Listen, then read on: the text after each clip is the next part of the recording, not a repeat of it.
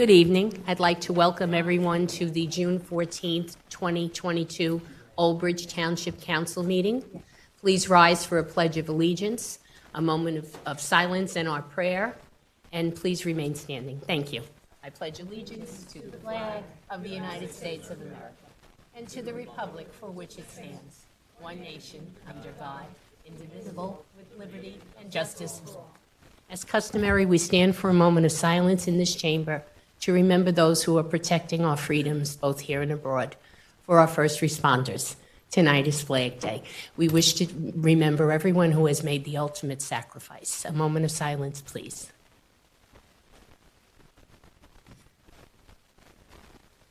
Our prayer, Mr. Pasquitti. Dear Lord, bless thy servants in the ministry of public affairs who serve thee in this chamber.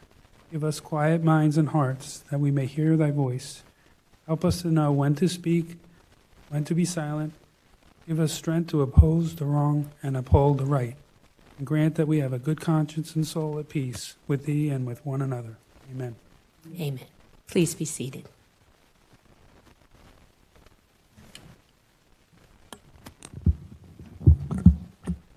Roll call, Council President? Yes. Roll call. Councilperson DeCaro. Present. Councilperson De Palma. Here. Councilperson Desai. Councilperson Garcia. Absent. Councilperson Dr. Greenberg Belli. Here. Councilperson Murphy. Here. Councilperson Pasquitti. Here. Councilperson Walker. Here. Council President Sohar.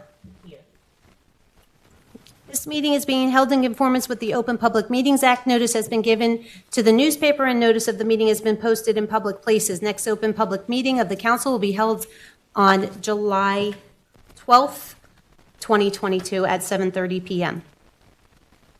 Okay, thank you very much. Good evening, everyone. The first order of business will be an appointment. I'd like a nomination for an appointment to the member to the Ethics Board. I'd like to nominate Lynn Oliveira. Second. Okay, nominated by Mrs. Walker, second by Dr. Greenberg Belli, Lynn Oliveira. Roll call. Councilperson DeCaro. Yes. Councilperson De Palma. Yes. Councilperson Desai. Yes. Councilperson Garcia.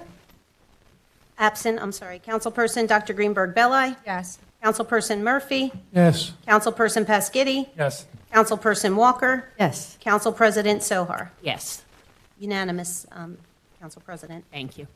Next will be our bill list, Mrs. Walker. Accounts payable June 14, 2022, $3,819.95. Payroll May 27, 2022, $1,037,995.32. Payroll overtime May 27, 2022, $41,375.09. Payroll June 10, 2022, $1,026,443.82. Payroll overtime June 10, 2022, $37,422.47. Okay, do I have a motion? Move it. Second. Okay, moved by Mr. Murphy, second by Mr. Pescetti. Mr. Shaw, can we have a breakdown, please? Thank you, Council President. Yes, this is on payroll May 27th. As Councilwoman Walker indicated, total overtime for this pay period was $41,375.09. There was no uptick in any other department during this pay period. For the police department, the sworn officer overtime was $31,023.78. When you deduct grant, $2,925.32. Deduct ETO, $10,614.35. The net overtime is $17,484.11, representing 271 man and women hours. During this pay period, there was a training that require a mandatory training for a lot of officers. There were 3 officers injured on duty or light duty, and 2 officers were quarantined. Now I'm going to go to the June 10th payroll. as Councilwoman Walker indicated, the payroll is the overtime was $37,422.47. The Recreation Department had an uptick related to the Memorial Day preparations, the parade. For the Police Department, for the sworn officer, overtime was $26,297.86. Deduct grants, $5,173.85. Deduct ETO, $5,539.33. The net overtime was $584.68, representing 317 man and women hours. There was 3 officers, again, injured on duty or light duty, and there were 2 officer quarantined. That concludes my report. Okay, thank you, Mr. Shah. Move it. It was moved and seconded, so we're going to take a roll call. Yes. Councilperson DePalma. Yes. Councilperson Desai. Yes. Councilperson Dr. Greenberg Belli. Yes. Councilperson Murphy. Yes. Councilperson Paschetti. Yes. Councilperson Walker. Yes. Council President Sohar. Yes. 8 yeses. Okay, next will be public hearing for ordinances for second reading. And the first one will be H1, ordinance of the Township of Albridge in the County of Middlesex, approving application for the financial agreement with Segme Albridge, GC Urban Renewal, LLC. Madam President, before you get to that, I just noted it actually should be application for financial agreement Okay. and financial agreement in the title. Okay, so application for the I'm sorry, can you repeat that? Or it would be approving application for financial agreement and financial agreement Okay. with SEGME. The body of the ordinance, addresses both of them. But before, assuming the public hearing, before we adopt that, there's a separate resolution dealing with the financial agreement that will pull and vote on separately, and before we adopt, assuming the ordinance is going to be adopted, before we take a roll call on the ordinance. Okay? Right. It's on the consent C2, So right? if we On the could take a consent. motion to. Okay, so do you want that separated out now? Yes. So we're going to separate out C2, which is a resolution approving application for long-term tax exemption for Segme Albridge, GC Urban Renewal, LLC. Do I have a motion? Move it. Second. Okay, moved by Mr. Paschetti, second by Mr. DePalma. Roll call. Councilperson DeCaro. Yes. Councilperson DePalma. Yes. Councilperson Desai. Yes. Councilperson Dr. Greenberg Belli. Yes. Councilperson Murphy. Yes. Councilperson Paschetti. Yes. Councilperson Walker. Yes. Council President Sohar. Yes. That's 8 yeses. Okay. Okay, so now, Now you can continue with the public hearing on the ordinance. right, I want a motion to open it to the public. Move it. I'm sorry, I didn't hear you. Okay, Mr. Paschetti made the motion, Dr. Greenberg Belli was second, and I'll ask now for the public. Is there anyone in the public who wishes to be heard on this ordinance this evening? Seeing no hands, I will close it to the public, and I will go to council. Anyone on my left? I do. Okay. I was just wondering if, for the sake of the public, if it can be explained, C2, what exactly that long-term exemption means. Is that possible that we can explain that Sure. for public purposes? So, as part of the redevelopment plan that was approved for Segme Albridge GC Urban Renewal LLC, which includes the Jake Brown Route 9 redevelopment area. The Segme is the designated redeveloper.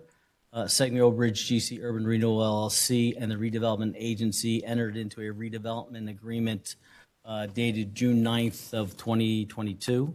As part of any redevelopment project, the township has the ability to enter into what's called a long-term tax exemption agreement with the redeveloper. That's permitted under the long-term tax exemption law in New Jersey. And basically, it's what's generally referred to, people hear the term pilot, a pilot agreement. And pilot agreements are negotiated by and between the redeveloper and the township.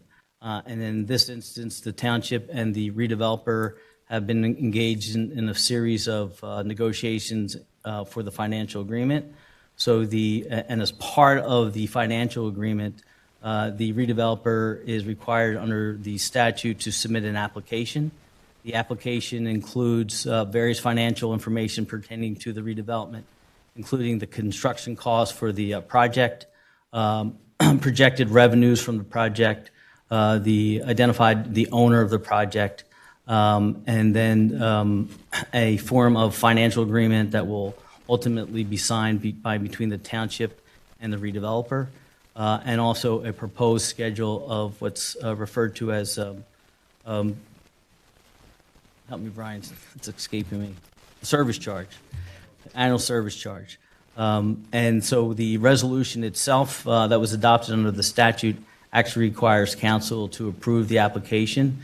Then that was the mayor, pursuant to the statute, had forwarded to the council his letter of recommendation requiring or asking the council to approve the application itself. And then the next step is the approval of the financial agreement. And statutorily, you have to approve the financial agreement by ordinance, and that's what this ordinance does. As part of, you get into the details of the financial agreement? I mean, certainly, Brian Morris, our financial advisor, is here, and so is Brian Enright, who is intricate part of our negotiation with the developers.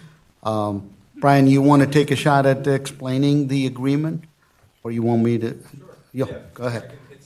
You want to take? Yeah. Just so you know, so as part of the negotiations, obviously the redeveloper submitted a proposal based upon the statute. The statutes, and Brian will talk about in a little more detail. The long-term tax exemption statute has certain provisions in it that dictates how the service charge is to be paid, and basically it's based on various criterion, and then it's a 30-year term for the financial agreement. And so some of the things that Brian is going to be talking about basically is pursuant to what the statute requires. Now, the other thing it's important to recognize is that obviously it's a proposal, and so you make an estimate based upon the information that you have, but ultimately, while there's numbers on a piece of paper, there is a true-up after every year to ensure that the town gets what it's supposed to get under the statute. Go ahead, Brian. Council President, just want to add one thing, what Mark is saying, and I want to make sure everybody understands that pilot agreement and a financial agreement is separate and on top of the contribution that developers is required to make, the road improvement, connections. There's almost, I believe, $37 million worth of different contribution. That's in the redevelopment agreements. Vinay, am I correct? That's in the redevelopment agreement. This financial agreement, the annual payments are on top of those contributions. So I think it's important distinction that everybody needs to understand. Yeah, I mean, because the redevelopment agreement itself is with the redevelopment agency and not this body, I didn't get into those details, but I think as Mr. Shaw had alluded to, as part of the redevelopment agreement that was separately negotiated, but which we were obviously intimately involved with, as part of the development project for the warehouses, the redeveloper is going to make a tremendous amount of off-site and on-site improvements. I think if I could, I mean, I think first and foremost, there's going to be a golf course built at Rose Lamberton's site, which is something that has been in the township's wish list for, I don't know, 20 plus years at least. And that will actually, he started the construction. And they anticipate the value of that improvement to be $12,300,000. It's going to be a municipal golf course, open up obviously to township residents, but because it is a piece of property that was acquired with open space funds, it's obviously open for the entire public, but certainly it's something that, the redeveloper himself is an experienced golf course developer because he operates, I know of at least 2 golf courses, private golf courses in New York. So he has experience in that realm. Then as part of there's a series of road infrastructure improvements that he will be making as part of the overall development.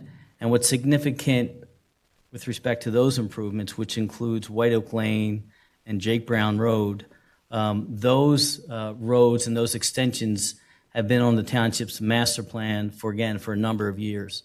And they're significant. It's a significant amount of work that has to be completed. There's a lot of wetlands that have to be bridged literally. There's a tremendous amount of work that would have to occur. And this redeveloper is, as part of the redevelopment agreement, is required to either make those improvements and or deposit escrow funds with the township for the estimated value of those improvements. That if they are not completed by certain timeframes within the agreement, then the township would have the money in order to complete that. And in that instance, to the extent that the town were to do the work and there's excess funds, the funds comes back to the township. And those improvements for the road are well in excess of 17,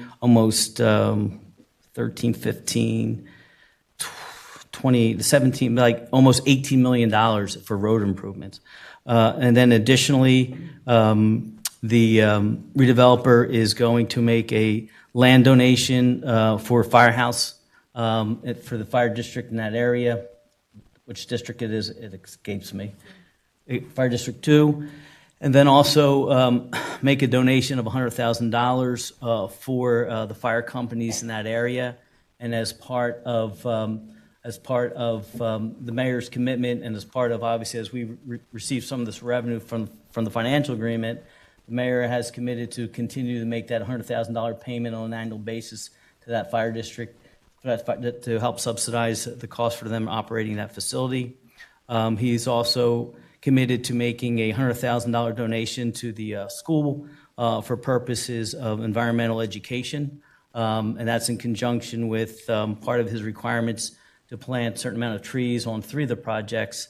And with respect to the tree planting, in addition to what's proposed and was a part of the approval, we'll be planting up to 10,000 trees or 5,000, what's the word that I want? Not whip, it's seedlings, thank you very much. So we'll sort of, the next ordinance, we'll talk about some of the other things that's involved. So those are some of the things that was part of the redevelopment agreement.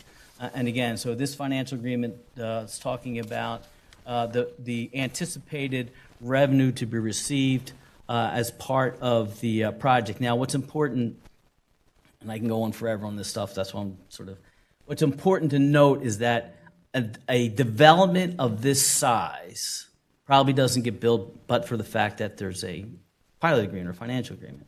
Because of the fact that there's a significant investment, it's probably almost $500 million for the cost of construction of this site, right, which is significant.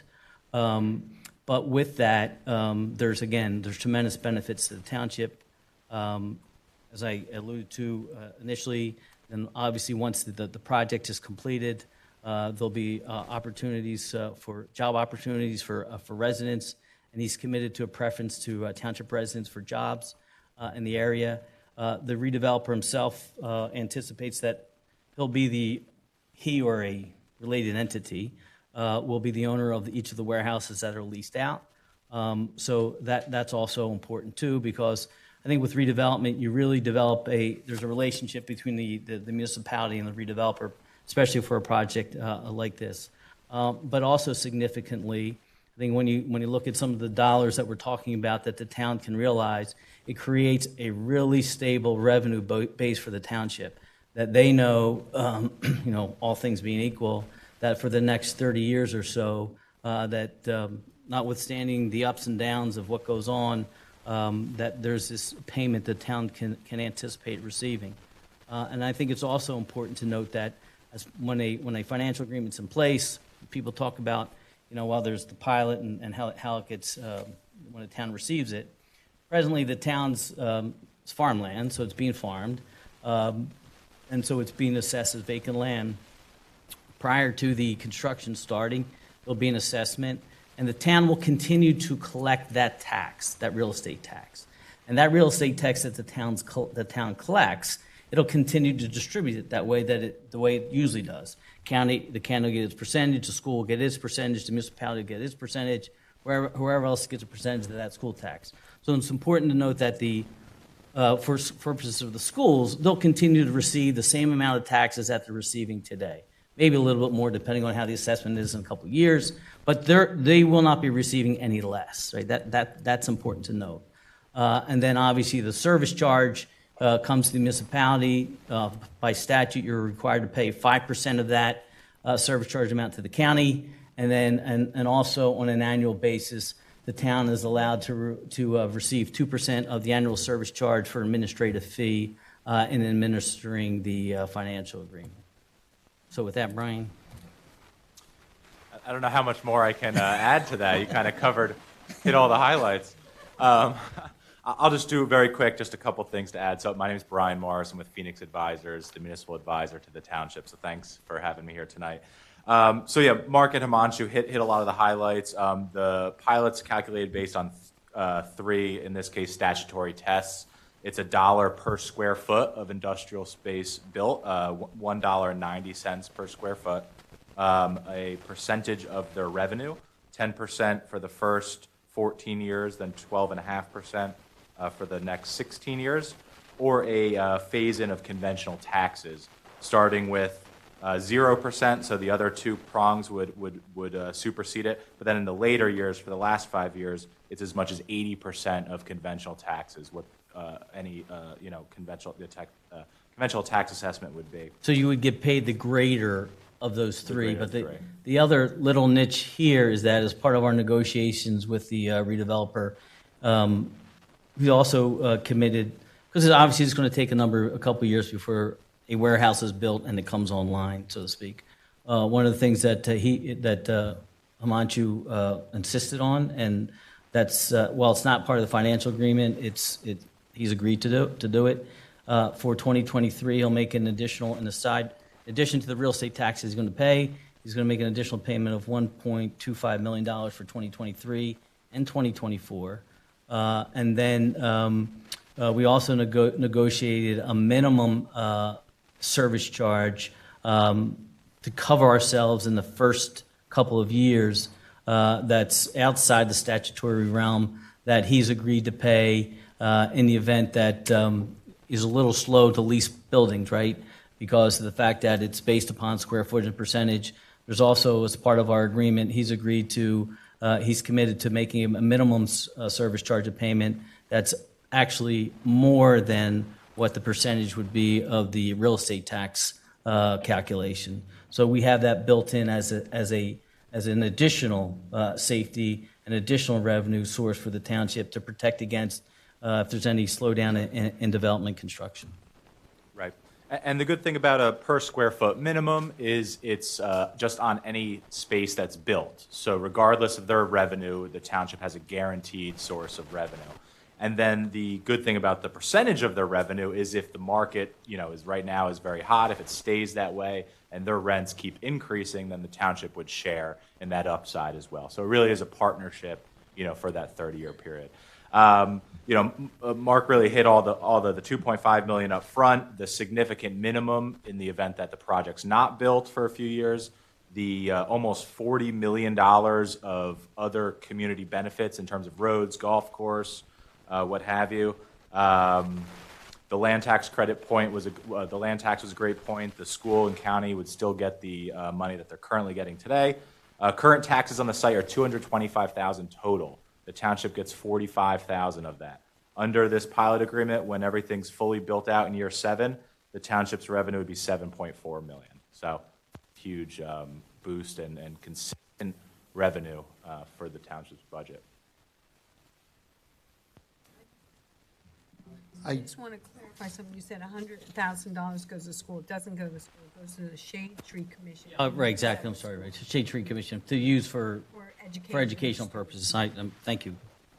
The Council President, if I may, at this point, obviously we're here to answer any question that you might have, but I want to take this opportunity on behalf of Mayor and myself to thank Brian Enright, our tax assessor, who was deeply involved in negotiations, Rena Savant, our planner, and Brian Morris and his firm members were deeply involved. Obviously, can't thank Mark enough, making sure, hammering out, pushing to and making sure that developers come forward with it. So we all played a very good role, and we want to thank all of them for their hard work in achieving. I think we have done a pretty good job in achieving some good financial result on this project.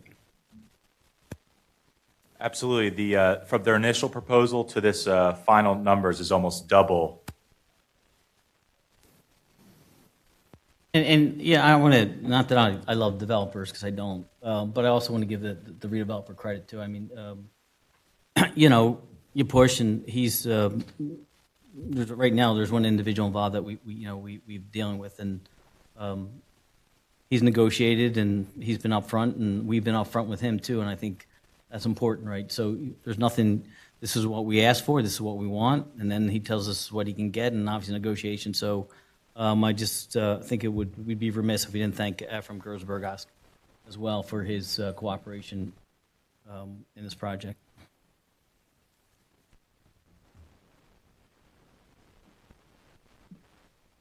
Council have any questions?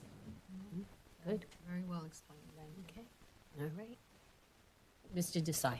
Just want a clarification from you. Yeah. You were just giving us the numbers. What are the percentage from year 1 to X? Can you repeat it for my knowledge, please? Yes, absolutely.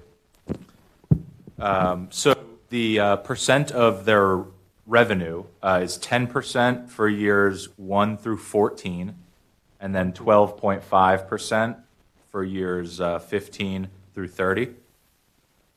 The minimum per square foot is $1.90 for the first 5 years, flat, and then after that it increases by 2% per year.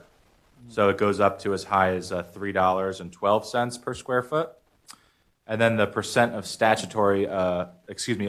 conventional taxes is no minimum for 10 years, 20% of taxes for 5 years, 40% for 5 years, 60% for 5 years, and 80% for 5 years. And again, as Mark noted, it's the higher of any of those three calculations. So as the square foot rent goes up, this number will stay steady. So it depends on which maximum hits. So if their revenue goes up, if 10% is higher than $1.90, then would be the number that's factored. If the $1.90 is higher, then that number would go. So it really depends. So they get more exemption, yes. So actually, sorry, what would happen is, let's say if they charge more than the $1.90 a square foot, and presumably their revenue would go up, would be higher, so then we would capture on the percentage of revenue side, right? So look, the more they make, the more we make, right? So that's always a good thing. We share, right? We benefit on that side, right? And yet interestingly, you don't always see the square foot as a calculation. Sometimes it's just the percentage of gross revenue, and then the statutory step-ups on the conventional taxes. And those percentages, the 10, 12.5%, the statute establishes a minimum, a floor of 10%, and it goes up. And then the 20, 40, 60, 80% breakup is also statutorily. Where you start those can be negotiated. So that's where those numbers came from. It's not like we just made them up. There's certain requirements that we have. So you try to, ultimately, I think what happens is that if it's fully built out, and if you look at what rents are currently for warehouse space, well, 10 years ago, there weren't any warehouses built. So, I mean, rent was ridiculously low compared to where they are now. That's probably where will be probably the factor that we use to calculate. And then, like I said, let's say after year 3, you do the percentage, and then you expect, then you do a true up, making sure that, because it's a projection, and then if there's a deficiency, meaning that he actually made more, he doesn't get to keep it. The money comes to us for the difference, right? So every year there's a true up throughout the term. And the other thing about this project is there's going to be potentially 9 separate warehouses, 9 separate urban renewal entities. So under the law, it allows for financial agreements to have a 30-year term, but when it's constructed in phases, as this will be, then it can go up to 50 years. And one of the things that we wanted to protect against is the fact that because there's so many, because of the number of buildings being built, conceivably you would run, because it's 30 years, and traditionally it's 30 years or 35 years. 30 years for the term, no more than 35. Let's say if it was single building. If you were under that scenario, it's possible that the 35 years would run before all 9 buildings came online, and they wouldn't run the full 30 years, right? So in order, and because this is being done in phases, what we're going to do under this financial agreement is extend the back end time so that we can take advantage of having basically 9 separate urban renewal entities paying the service charge for 30 years. I have one follow-up question, Mark. The last meeting, when we went through the whole financial agreement with SEGME, which you gave us a detail, and we projected X amount of dollars at the end of 30 years. Was that the net after this exemption applied, or that was before even exemption come in the picture?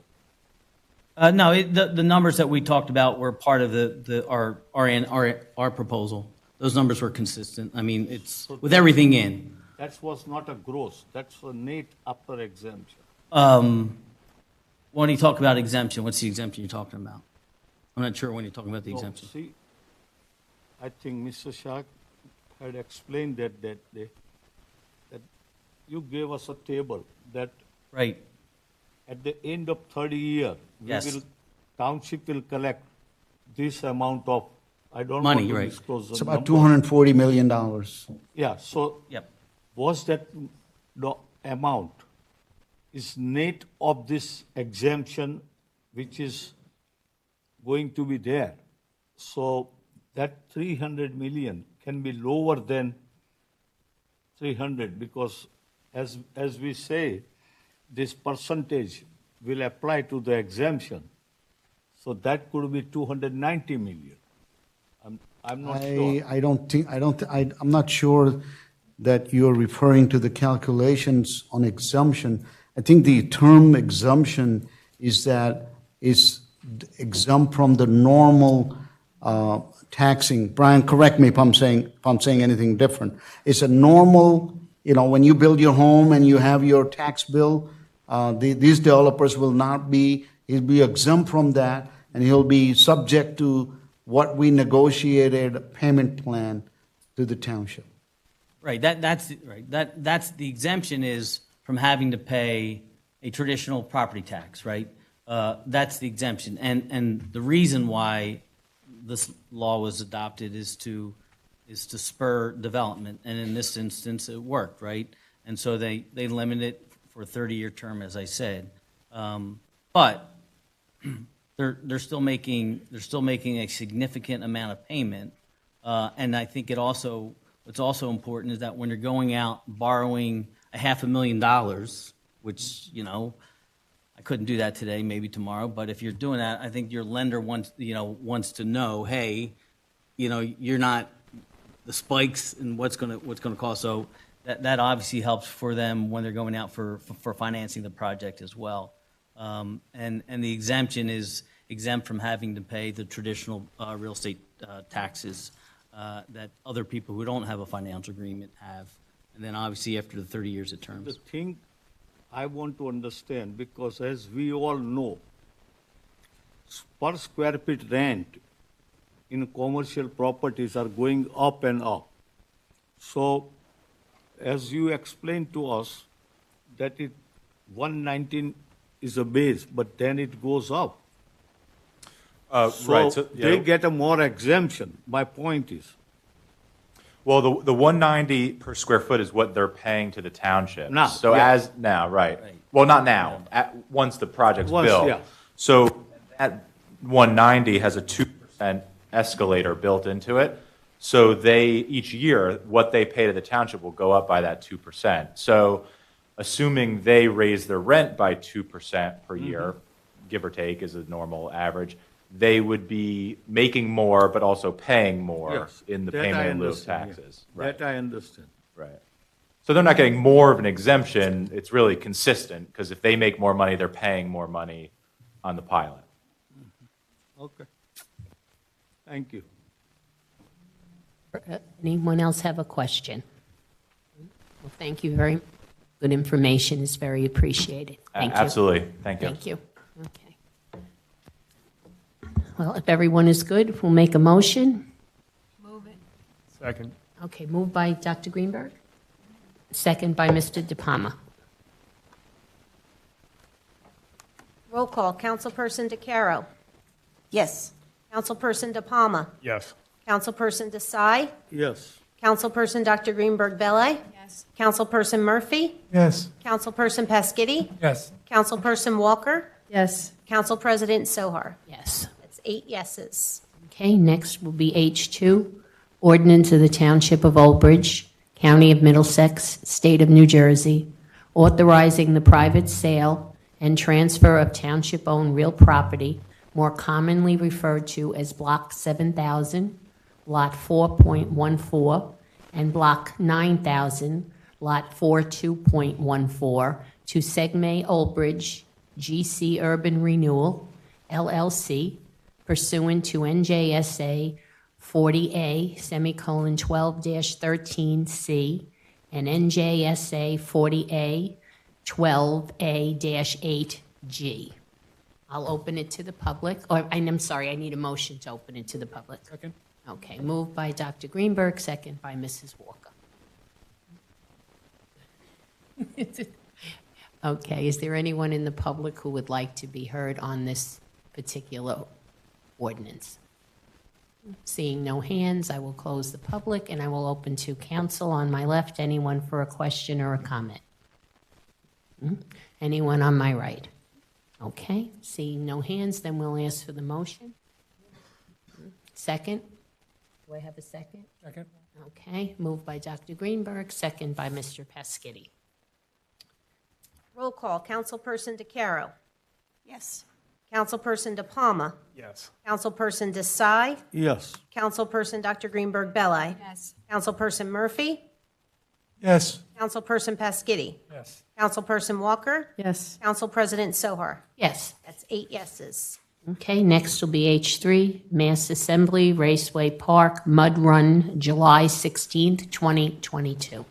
Okay, so I do just want to make an announcement that on the dais, I provided copies of the application received for the Mass Assembly, along with the background follow-up information that the OEM Director, Mr. Petchauer, provided in an email to me. So it looks like Raceway Park is in compliance with the requirement for the police officers at 9. She did provide me with, Kate from Raceway Park did provide me with a copy of the contract agreement for the officers, which was forwarded along for review by Captain Gumprecht.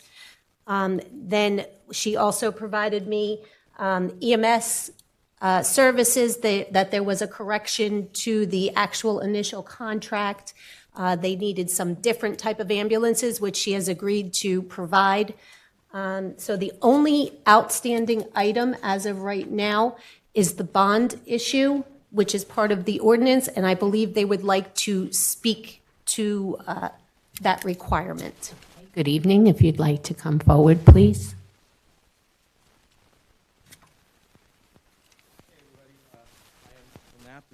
operator and owner of Raceway Park, and this is our general manager, as you know, Kate Hilton. You can have a seat if you like. If you sit at this Have a one. seat if you like, And yeah. just press the button. Just press and green, it's on. you're good to go.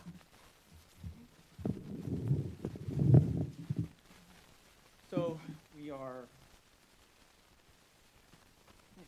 applying for a mass assembly permit for a mud run. Actually, quite sure. you aren't the applicant, Correct. right? It is. So It is somebody that we're clarify partnering up with. Right, because it makes a difference. Correct. We have partnered up with this company called Rugged Maniac for about 10 years.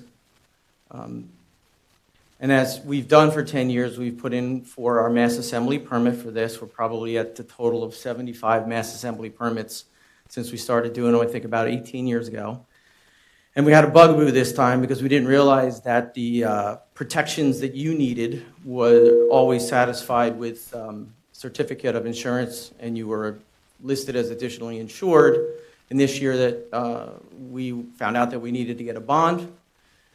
Only problem is the bond is a pretty big bond, but the real problem is by the time we found out that that's what we needed, there was no time to get something like that. So what we're hoping for is that the certificate of insurance listing you as additionally insured, that's been satisfactory for years, can work one more time until we get ourselves sorted out and are able to do a bond at our next one. I think we don't have any more mass assemblies this year, so this would be the last one.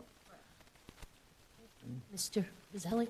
So again, the whole process relative to these applications handled in the clerk's office. Certainly I can't speak for any prior clerks or what had happened, but the ordinance itself had been the same way since 1999, and that bond requirement's been there since 1999. And it clearly states it's a $10 million bond, and it covers more than just liability. I think my sense is when it was done, it's more general in the event that there's any cleanup that's required, probably liability purposes. So, that's what it is. I don't know why certificates of insurance were accepted by prior clerks. Can't speak to that because they're the ones who go through the process and check off, and ultimately they advise council everything's met, and council votes for the approval. But that's what it says, and the requirements there to the extent that if the council, since it's an ordinance, the only council can agree to waive it or change it. You probably do by resolution or motion rather, but that's what it says, and that's the way it's always been. I know obviously the Mass Assembly ordinance had been reviewed by the committee. A few years ago, that particular provision was not changed. I kind of recall, I don't know how many years ago, a conversation dealing with this $10 million, and it had to do with certainly Raceway Park. But I thought that at one point you guys may have posted a bond for $10 million for the year, and maybe that wasn't the issue, because I remember having a conversation when Stella was here about that. We've never gotten a bond in the history of the park. Never been able to do it, and right now we're tickets are sold, people are coming. I feel like we've done the certificate of insurance, adding you as additionally insured, so you're covered and you're protected. Thank goodness, after 18 years, we've never had to exercise a thing. You are now, because we just got sued.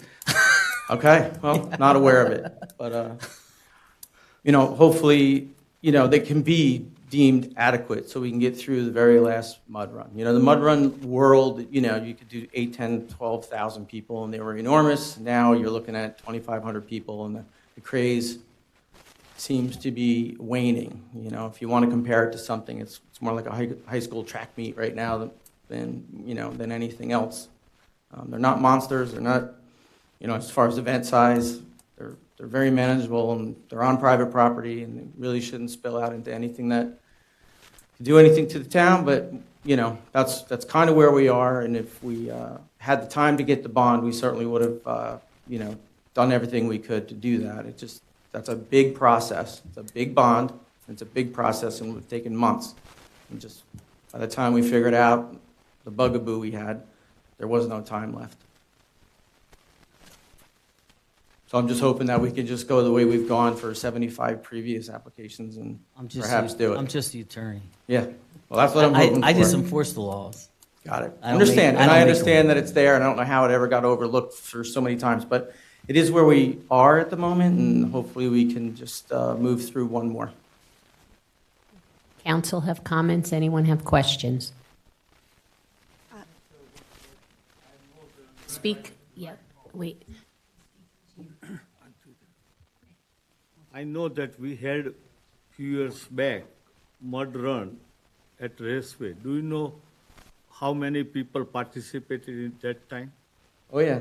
Well, I've had many mud runs every year for the last 12 years. We've had them as large as 25,000 people. You have hosted the nation's largest mud run ever, probably second largest on earth. That was just a one-time deal with Tough Mudder. We were hosting them twice a year. And then we've had several other, kind of famous mud runs. And Rugged Maniac seemed to have had the best model, and they're sort of the last mud run hanging in, so to speak. Because Tough Mudder went out of business, they're gone. This is the only mud run that we have. But you've had all the mud runs have been a span. We've had small ones we've had a couple that were less than 1,000 people, didn't even need a mass assembly, and we've had them, in this size many times. And the majority, though, have been larger than this. So how many people you are expecting this time? The mass assemblies in, Estimate.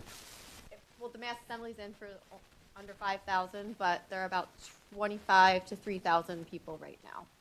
Because I witnessed this thing. My son took a participation in one of the mud runs, so I know. Yeah, it should be around 3,000 folks. It's good. It's a very fun event. It's it's a lot of families, lots of kids. It's quite enjoyable. And And they're not all at one time. They're yeah, that's true. spread throughout. They all get start times, so it All spreads day. out from 9 in the morning till 2 in the afternoon, and it basically winds down by 5. That's good, thank you. So when was the last mud run that you guys had that you posted, that you only used the insurance for, that Well, it was When was- all the mud runs. No, I know, Okay, but when but the was last one when was- was the last one? The last one would be Tough Mudder last year, So it was just last year? Was it September? end of September. And what, Mr. Roselli, maybe, what is the reason for the $10 million bond? I mean, Well, I'm I mean, a little I confused. don't know, I was in 1999, I wasn't here. So my guess is typically it's for liability purposes, cleanup purposes, if there's any spillover. I mean, if you read it, when you read the ordinance itself, it's more than just liability. So I guess it's a way to protect the tip against any unforeseen situation for a mass assembly. I think probably because figure 1999, typically probably some of your events were larger back then. So I think it was a way for the town to protect itself. And that would be over and above what the insurance? No, there would be no insurance. That's what the insurance, it was a bond requirement and not an insurance. That's what literally, it talks about a $10 million bond. That's what the ordinance states. That's what the ordinance says. But you guys have insurance? Yes. That's what you've based this on? The applicant applies. The applicant, okay. And by the way, that's set. We've set that up, like, in anticipation if potentially being okay. Now, here's one thing that you're telling me that you've been there, I don't know, a long time, but you were not aware, obviously you read the ordinance. The bonding requirement is something that you just. It's never been required. No, truthfully. So you're aware of it, though. We are on such autopilot with these. I get that, but you're aware of it. You're aware of I the am requirement. now aware of a You were bond never being aware of the necessary. requirement before.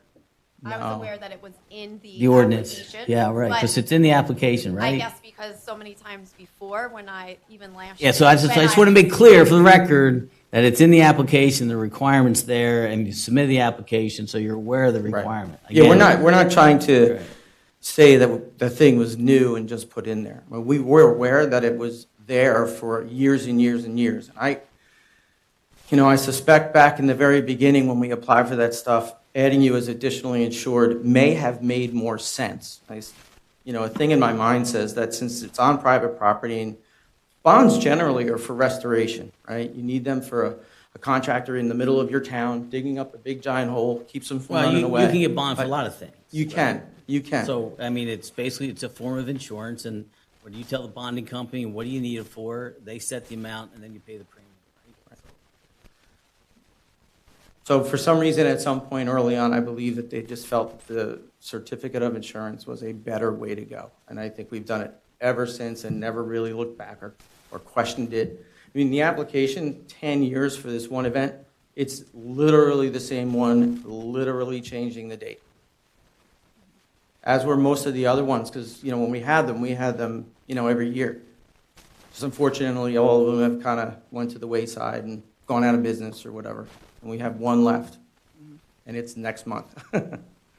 So I do want to say, when I was speaking to Kate, when we received the application, and I physically started going through the application and started asking questions about the sanitary facilities, Kate said, her exact words to me were, "Oh, it's just an automatic checkoff." I said, "So you're checking it off, but we don't know if you're providing it.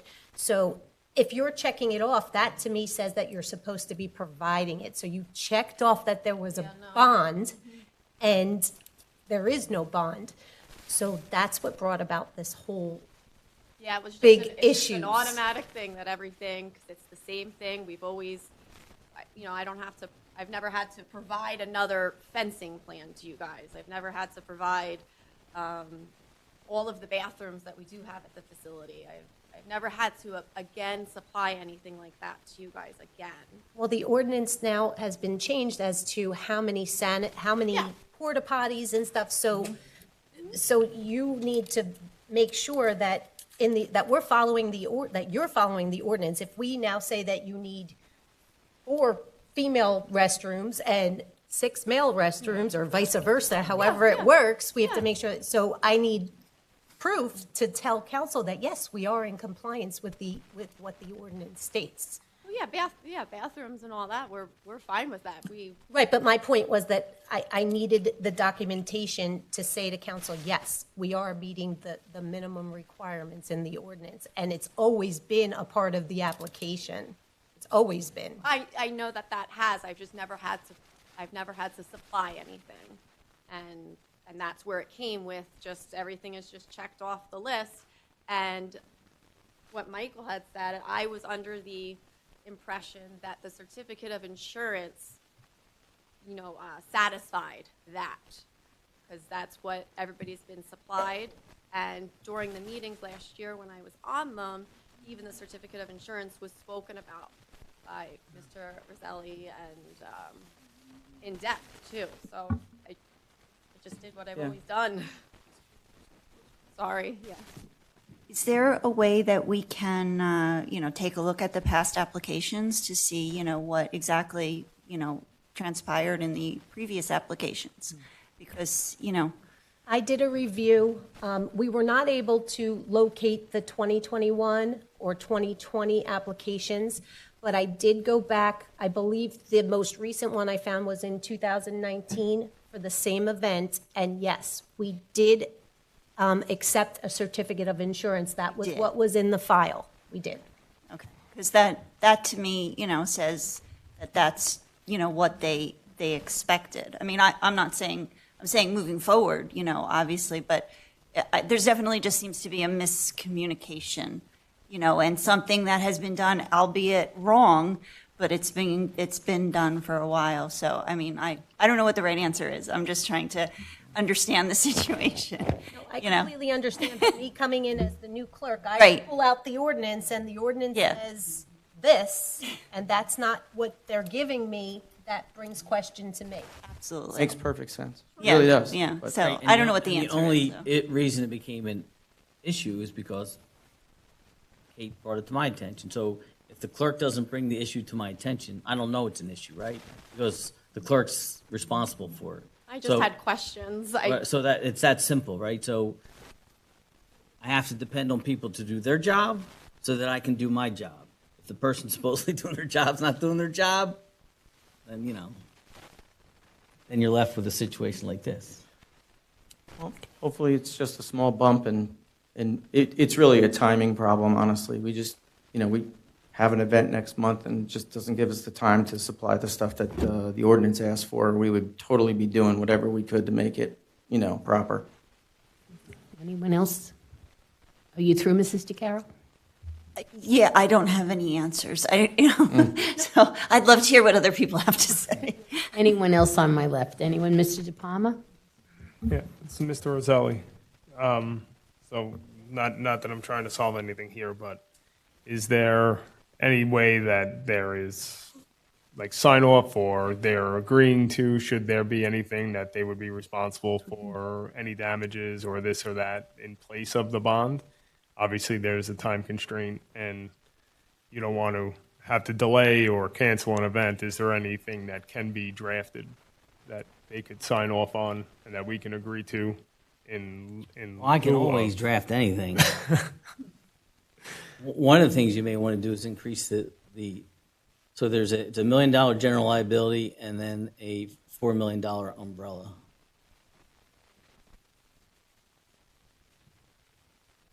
Mark, shouldn't that match to the bond amount? at Well, least? And again, you'd have to talk to Ventures Endurance Events, see if they could, possibly increase the liability limits to $5 million with a $5 million umbrella.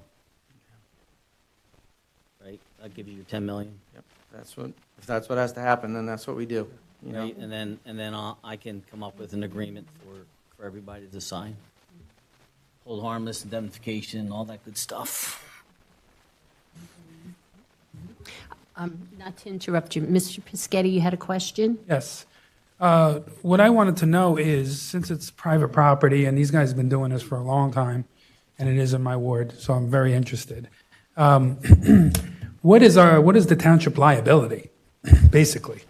I mean, Well, who knows? Again, I didn't draft the ordinance, but I think the concern is, look, we're being sued now. There was an event supposedly at the park, one of these events, and we just actually got served last couple weeks ago with respect to that. So hopefully we can find that certificate of insurance. So you never know, right? Because it's in the municipality and the township issues a license for that particular event. There's the potential fact that, I don't want to make somebody's argument for them, but you can sort of draw the conclusion as to where they would draw us in. And let's say there's an event that has a number of people and there's an overflow. Let's say it goes into the streets, right? And they can't keep it inside the park. Now all of a sudden people are running around on municipal roads. So I think the point is the idea of not knowing how the event's going to go. Presumably it works, and all people get muddied up and they can't run too far anyway, so they stay on site. But I think that's what the whole point of any insurance is, to guard against the unknown. And the fact that it's on private property, there are certain defenses that would be available, but there's also the potential that, because of the fact that the town issues a permit, where somebody can make a particular argument based upon that as well. Obviously, it's always a concern about who's responsible, and we have to protect the town. You have done these events before, and you probably got exemptions, for it, and insurance was fine, but I think the clerk has done her due diligence. And I do think that the insurance, I need the town protected. I just need, our liability protected. Now we have a lawsuit, you didn't even know about it. We're hearing about it. So I think to move forward, either an ordinance has to get changed. We have to know whether the insurance is acceptable for it, and we have to have enough insurance that we're protected. So with that going forward, I think, those were the things. As long as I know the town's not liable, having the event is fine. I like the idea that they could potentially increase their insurance now, since the time is so short between the event that they wouldn't get the bond.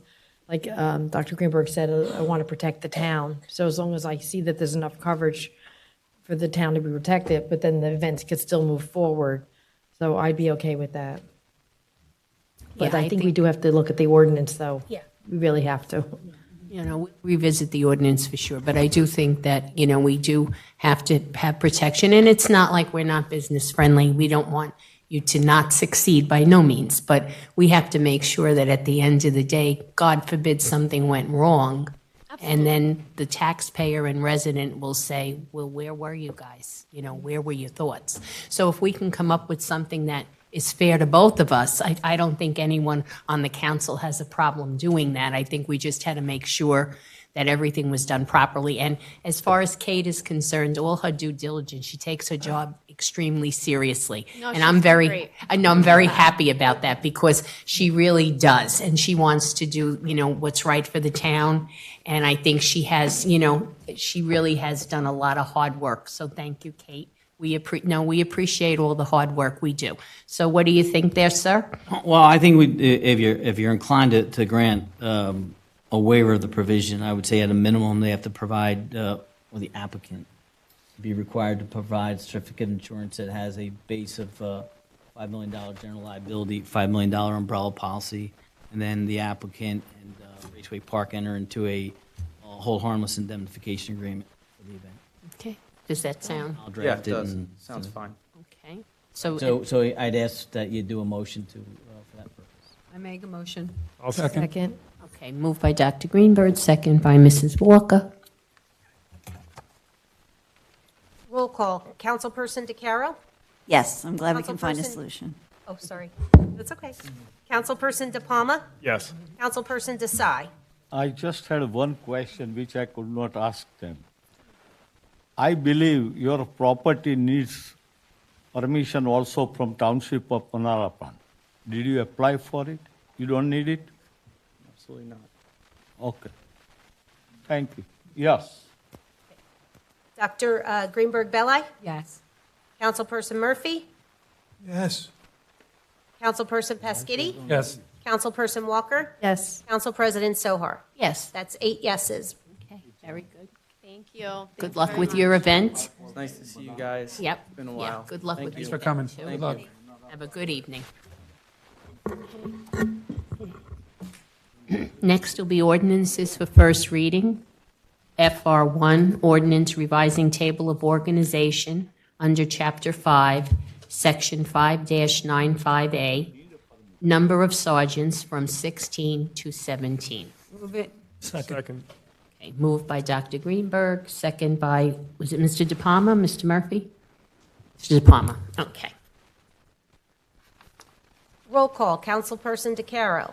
Yes. Councilperson De Palma? Yes. Councilperson Desai? Yes. Councilperson Dr. Greenberg Belli? Yes. Councilperson Murphy? Yes. Councilperson Pasquitti? Yes. Councilperson Walker? Yes. Council President Sohar? Yes, That's 8 yeses. Public hearing set for July 12th, 2022. okay, thank you. Next will be discussion ordinances, ordinance adopting the redevelopment plan for the global landfill redevelopment area.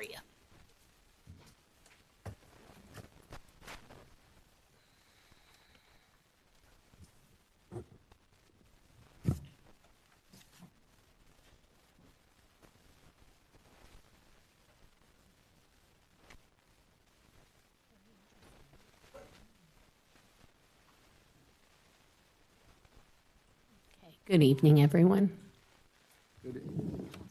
Council President, good evening, Council. Weena is going to make a quick presentation on the Global Landfill Redevelopment Plan. I'm pretty sure everybody's familiar with the Global Landfill. It's an enclosed landfill. And for years, it's been dormant, and we have developers coming forward with a good idea with the solar farm. And so we want to recommend the council to accept, to allow that redevelopment.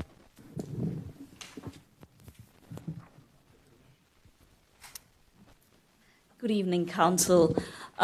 As you may recall, last year, summer of 2021, the Council authorized the Planning Board to undertake a redevelopment study for the global landfill site and the surrounding properties. Subsequently, the planning board authorized me to conduct a study. So April of 2022, this year, I went with an analysis and I presented it to the planning board. A public hearing was conducted. And upon hearing the analysis, the planning board passed a resolution recommending that the council designate this area as an area in need of redevelopment. Again, May 10th, the council designated this area, which comprises of 6 parcels. It measures roughly 130 acres, and majority of the area is covered by the former global landfill site. So tonight I'm here to present the redevelopment plan. You all are aware that this is a former landfill site. The landfill, the operation on the landfill was seized in 1984. In 2012, EPA and JDEP remediated the site and capped the landfill. The first monitoring occurred in 2015, and the next 5-year monitoring occurred recently in 2020. Now, throughout New Jersey, there are numerous landfill sites, and every municipality has been working on redevelopment plans to repurpose and reuse the site, allow newer uses on the site. The most typical I've seen is open space, recreation use, solar energy facilities, commercial uses, warehousing. Now, typically, after the remediation process is completed, EPA issues a fact sheet and it makes suggestions about proposed uses. In this case, because the remediation was very recent and it just happened, there aren't any proposed uses. So we took the most conservative approach when writing the redevelopment plan. It's pretty straightforward. The entire redevelopment area creates a new zone. So there is no overlay. This is a new zone, former global landfill zone. It allows 3 permitted uses: open space, passive recreation, which means walking, biking, trails, and then solar energy facilities. And solar energy facilities, because they have lease and packs on landfill, you will see that very common in other towns as well, including our neighboring town. The bulk standards, the design standards were written or crafted based on the fact that there are residential uses in the neighborhood. And so there are significant buffers surrounding this landfill area, so almost 200 feet. They would have to comply, any solar energy facility would have to comply with DEP regulations. Any redevelopment plan has to be evaluated for consistency with neighboring townships. The only close town is Sayreville, and the area that actually abuts right here in Sayreville is open space. It's part of a residential development, but the one that directly abuts the landfill site is actually open space. So what we are proposing through our plan is pretty consistent with the land use plan within Sayreville. Also, it is consistent with the overall goal or the master plan for Sayreville because they promote solar facilities. In fact, Sayreville has the first floating solar energy facility for their municipal utility authority. I think it's first in New Jersey and the largest in the United States. So our proposed plan is consistent. We just finished crafting the plan. It was provided to you after I distributed the plan. We did get comments from AC Power, which is interested in developing the site. And one of the comments or questions was, is this going to be an overlay? And to that, we want to make a few changes to the redevelopment plan to clarify that this is not an overlay. This is going to be a new zone. The other one relates to clarifying that any solar energy facility is exempt based on municipal land use law from the impervious calculation. And if you look at the bulk standards, the impervious coverage allowed for this entire area is very minimal because we only want to allow accessory structures associated with open space or recreation use, or there is no accessory structures, in fact, associated with the solar energy facility. So that was a clarification, and there was one more.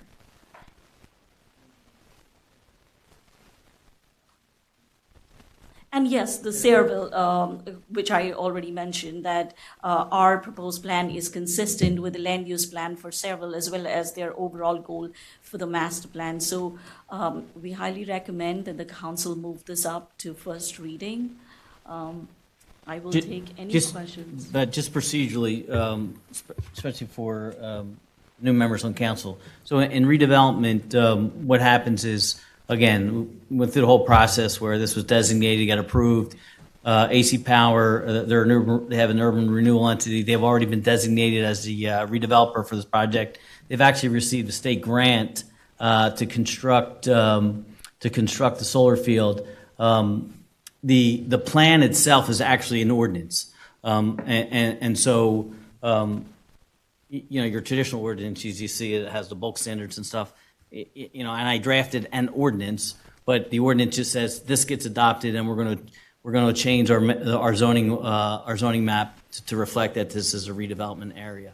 But so this, as Vina had said, this will now become the zone for this area.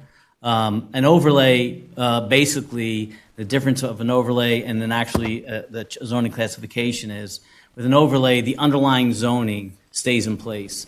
So the zoning here is now environmentally sensitive recreation, or ER, right? So as opposed to keeping that the same, and speaking with Vina, this will be the only use for this site. Obviously, it has been used for years. The owner of the site is long gone. The town has tax liens on the property, but they're nowhere to be found. So I think one of the important parts about this particular, and I think we talked about it before, is that currently we're receiving nothing for this site. We'll have a financial agreement coming from the Township Committee, Council rather, where we'll be receiving some revenue stream, but we'll have, I call it a poison pill in the agreement, that for whatever reason, let's say these types of sites become the panacea, and somebody decides they want to pay $15 million for it. Well, if that's the case, then they have to pay us our tax lien. So we're going to protect against the tax lien to ensure that doesn't happen. And so, when you look at the use, it's not going to be a large, we've seen a concept plan. It's not a large solar field, relatively speaking. And then obviously they have the access road. So I think for this particular site that right now is not being used for anything, it's an opportunity to bring it into utilization. And then again, it becomes an ability for the town to generate some revenue for something that is costing them money at this point. I just want to add one more thing. The solar facility actually covers not more than 1% of the landfill site, so it's not a huge facility. The other most important part is the community benefit from this. So the entire power that is generated from the facility will add on to the grid, and residents can subscribe to this solar energy provider. Once they pay the subscription fee, including the subscription fee, a resident will see 20% reduction in their utility bills. So just like a resident benefits, probably the township will benefit if we subscribe for any of those township facilities as well. So there is a huge community benefit in allowing a use like that. Council member, I think Mark alluded to, but I want to just to emphasize on that. Currently, we're collecting no tax. The property has a value on the books and under the statute required, and we're paying for the school and county, and we're not collecting. So it's a negative impact. If you allow this to go forward, that will generate some revenue to the township and eliminate those unnecessary tax burden on the taxpayer of Albridge. So I'm recommending the Township Council consider moving forward with introduction of the ordinance. Does anyone have any questions from the council? Mr. De Palma? Probably less of a question and more of a comment. So, sitting on the planning board myself, I think I made this comment while Vina was up in front of us. I think this is a great project to kind of bring a negative up to a positive, right? So not only is it costing taxpayers, it's also a blight. And I believe, Vina, they did this down in Monroe, correct? Right off like Prineville or something like that. So I pass by that facility every time I go see my parents that live down in Monroe. So I think that this will be a very good positive, and even just thinking that some of the residents will receive a reduction in energy bills, especially nowadays. I think it's an absolute win-win for not only the township, but also the residents. Anyone else on my left, Mrs. Carroll? Yeah, I have two questions. One, I agree with Councilman De Palma. I think it's a great idea, and it's a definite needed to be done project. Two questions. Do you have an idea of the cost of this, or is this? You're referring to the cost of the construction? The cost of the construction, and also, does it need remediation? Not yet completely. The remediation's done. Actually, it's been done for 10 years? Oh, it was done. 20 or 2012, right? Okay. So it's capped. It's capped. Right. So they're just monitoring, and actually, Knew that. every 5 years, Right, they there go was back one and they in look at it. 2015, and the next one was in 2020. And everything's, there's no issues with it, so the site is, it's fine. One thing also, I don't know if anybody's been out there, but, there's a huge ravine. I mean, there's a drop-off from those apartments back there. I mean, it's quite a drop. So from where it's located, I mean, unless you go back in there and go down those, you wouldn't even be able to see it. It's a significant drop from the back of where those apartments are located to that particular site. Okay. So right now, right now what we're talking about is just agreeing to redevelop. We So don't this have would any be, idea Sarah, of- so what you're doing is adopting the ordinance that would then be used for the redeveloper. Once it's adopted, then they go in front of the planning board, and they still have to get approval, do a site plan application, and instead of your typical, whatever your requirements for a particular zone is, this would be it. Got it. They would file the application based upon this. And it was obviously designed in consultation with the redeveloper because they know what they're going to build. So we want to make sure that when we establish these setbacks, it met our requirements and it met their requirements so that they can build. They're on a short timely line because of the grant requirement. There has to be a fork in the ground, I think by September. So that's why we're sort of on a short leash on this too. And ultimately, we'll be coming back with the financial agreement for approval. And just so that council should understand that eventually we're going to have to agree to cancel the lien or assign lien to this company so that they can deal with it. It's a significant amount accumulated over probably 40 years plus years. So when you see the amount, I want you to understand it's over 40 years. It's not a 1 year amount. So, but we need to do that. We need to allow and transfer that. We're not going to collect that money. Good. Mr. Desai? As Mark just mentioned, that when developer comes, they have to go to planning board, I understand that. But when developer comes to the administration, can we ask them to provide in that area a kind of a recreation for the youngster? Because as we know, Route 3, not Route 3, Ward 3, in particular that neighborhood of apartment are lots of some 80% minority people who cannot afford to spend money to go gym or any other recreation facility. So if we can develop something which everybody is talking from almost 15 years or more, even more than that. Reggie Butler was always talking, and previous administration and this administration, everybody had tried to find a location. So I think this may be a prime location where we can request. I wouldn't recommend any recreation facility on the even though it's capped. I think people will have a serious concern. The township, the administration, and with Rena and Mark, we're looking at. There are different projects that we're looking at it in that area. Transit Village is one of them. which will, have a significant impact. There's another project coming in next to it, and you have seen Summers Brothers property right next to that. Yeah. This is very small project, I don't, in terms of the value, There's a couple things. I think because it was a former site, a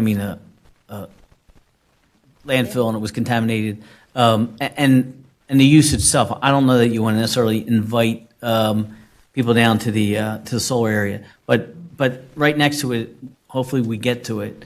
There may be an opportunity to do some recreation on the adjoining property because we own some land in the adjoining area, and that's even bigger size-wise than that, where we may be able to accomplish what you're asking in that area, and it would be on an area is not contaminated, even though part of this, that land, the Summers one was, but there's a significant part of it that's not, including the property that the town currently owns as well. So I think that would be a better opportunity. And actually, there was active recreation was consciously excluded from the plan because my original draft had active and passive recreation area. Two issues with this area is one, EPA has really not made any recommendations for the land use. So I don't know the level of remediation at this point. So I find it risky to allow other uses. The other most important point is this site is kind of landlocked. It does not have direct access to any public road. The access is through an easement which runs through the neighbor's property and then goes on to Middlesex Builders' property. So there is it's a little more complicated to allow general public to just loiter or use that area. And that is the reason why I excluded active recreation from that. Okay.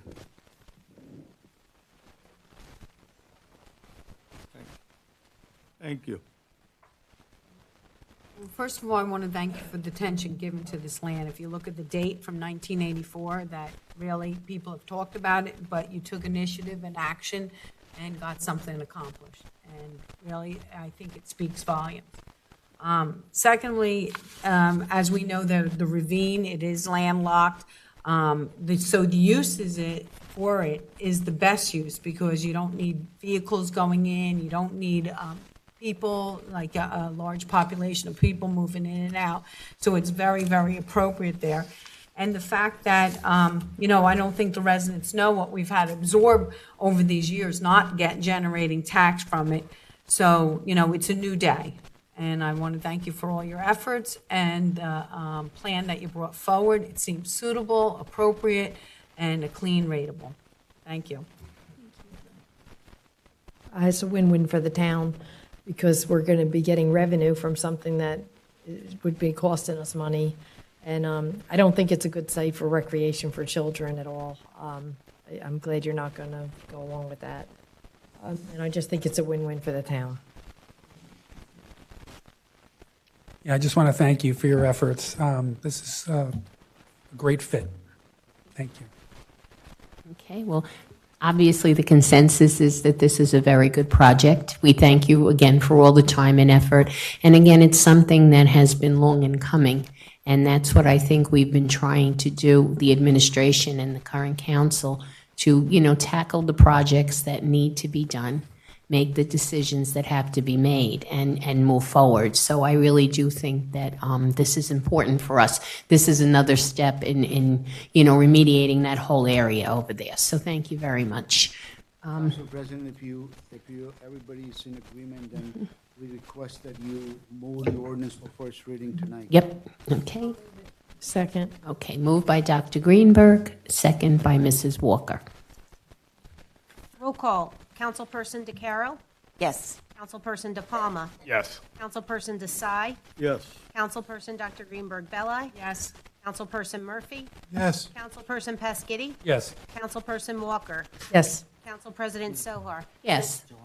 July or August? We want. July? Next So- week is planning. Okay, Public hearing set for July 12th, 2022.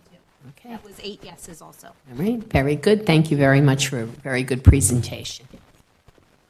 Okay, next, we'll move on to our consent agenda. I will ask for a motion and a second. We'll go for separations. Move it. Moved by Mrs. Walker, second by Dr. Greenberg, and we will note that C2 has already been addressed. So you can call for separations. Councilperson DeCaro, any items for separation? Yes, C1? C1. Councilperson De Palma. C11 and just C11, I'm sorry. Councilperson Desai, any for separation? Councilperson Dr. Greenberg Belli. No, I was going to separate C1, it's already separated. Councilperson Murphy. No, thank you. Councilperson Pasquitti. No separations, thank you. Councilperson Walker. No, thank you. So we're going to entertain a motion to approve the remainder of the consent agenda, minus items C1 and C11 and C2, which was already addressed previously. Move it. Second. Okay, moved by Dr. Greenberg, second by Mr. Murphy. Roll call. Councilperson DeCaro. Yes. Councilperson De Palma. Yes. Councilperson Desai. Councilperson Dr. Greenberg Belli. Yes. Councilperson Murphy. Yes. Councilperson Pasquitti. Yes. Councilperson Walker. Yes. Council President Sohar. Yes. 8 yeses. Okay, next will be C1. Mrs. DeCaro? Yes.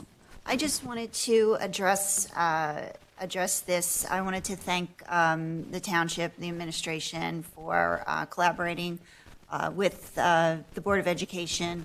It was a very many layered thing, with the sale of the property, and then what do we do with the buses? Because I was on the Board of Ed when these decisions were being made, and Now you're a council member. now I'm a council person, yep. And so I just wanted to, this is one thing that was always very important to me, the collaboration. We're one big family, and, we might have disagreements and everything, but, at the end of the day, the collaboration is fantastic, and I'm thankful that it was able to be worked out on both ends and with good results. So I just wanted to thank you for that. Okay, anyone else have a comment or a question? No, this came about just because the Nike base was sold. And then we Yes. had to find a place for the buses. Yes. And we always work together with the school, and the school always works together with us, and it's a great thing. Okay, so do I have a motion for Move it. C1? Second. Okay, moved by Mr. Pescetti, second by Mr. Murphy? Palmer. De Palma. Okay, I'm having a little, It wasn't me. okay. De Palma, thank you. Roll call. Councilperson DeCaro. Yes. Councilperson De Palma. Yes. Councilperson Desai. Yes. Councilperson Dr. Greenberg Belli. Yes. Councilperson Murphy. Yes. Councilperson Pasquitti. Yes. Councilperson Walker. Yes. Council President Sohar. Yes. 8 yeses. Next will be C11, Mr. De Palma. Yeah, so it seems to be customary every time these come up. I just want to make sure that everyone that's listening or reads anything about our council meetings, that there are programs for disabled vets that have their municipal taxes refunded back to them. So just to ensure that folks know that there are things available, especially to our veterans, it is Flag Day, as President Sohar said earlier. Just to make sure that everyone understands that you can apply for that. If you have questions, please reach out. You can reach out to me. You can reach out to your council member as well, and we'll get you all that information. If no one has anything else, I'll move it. Okay. Moved by Mr. De Palma, second by Dr. Greenberg Belli. Roll call. Councilperson DeCaro. Yes. Councilperson De Palma. Yes. Councilperson Desai.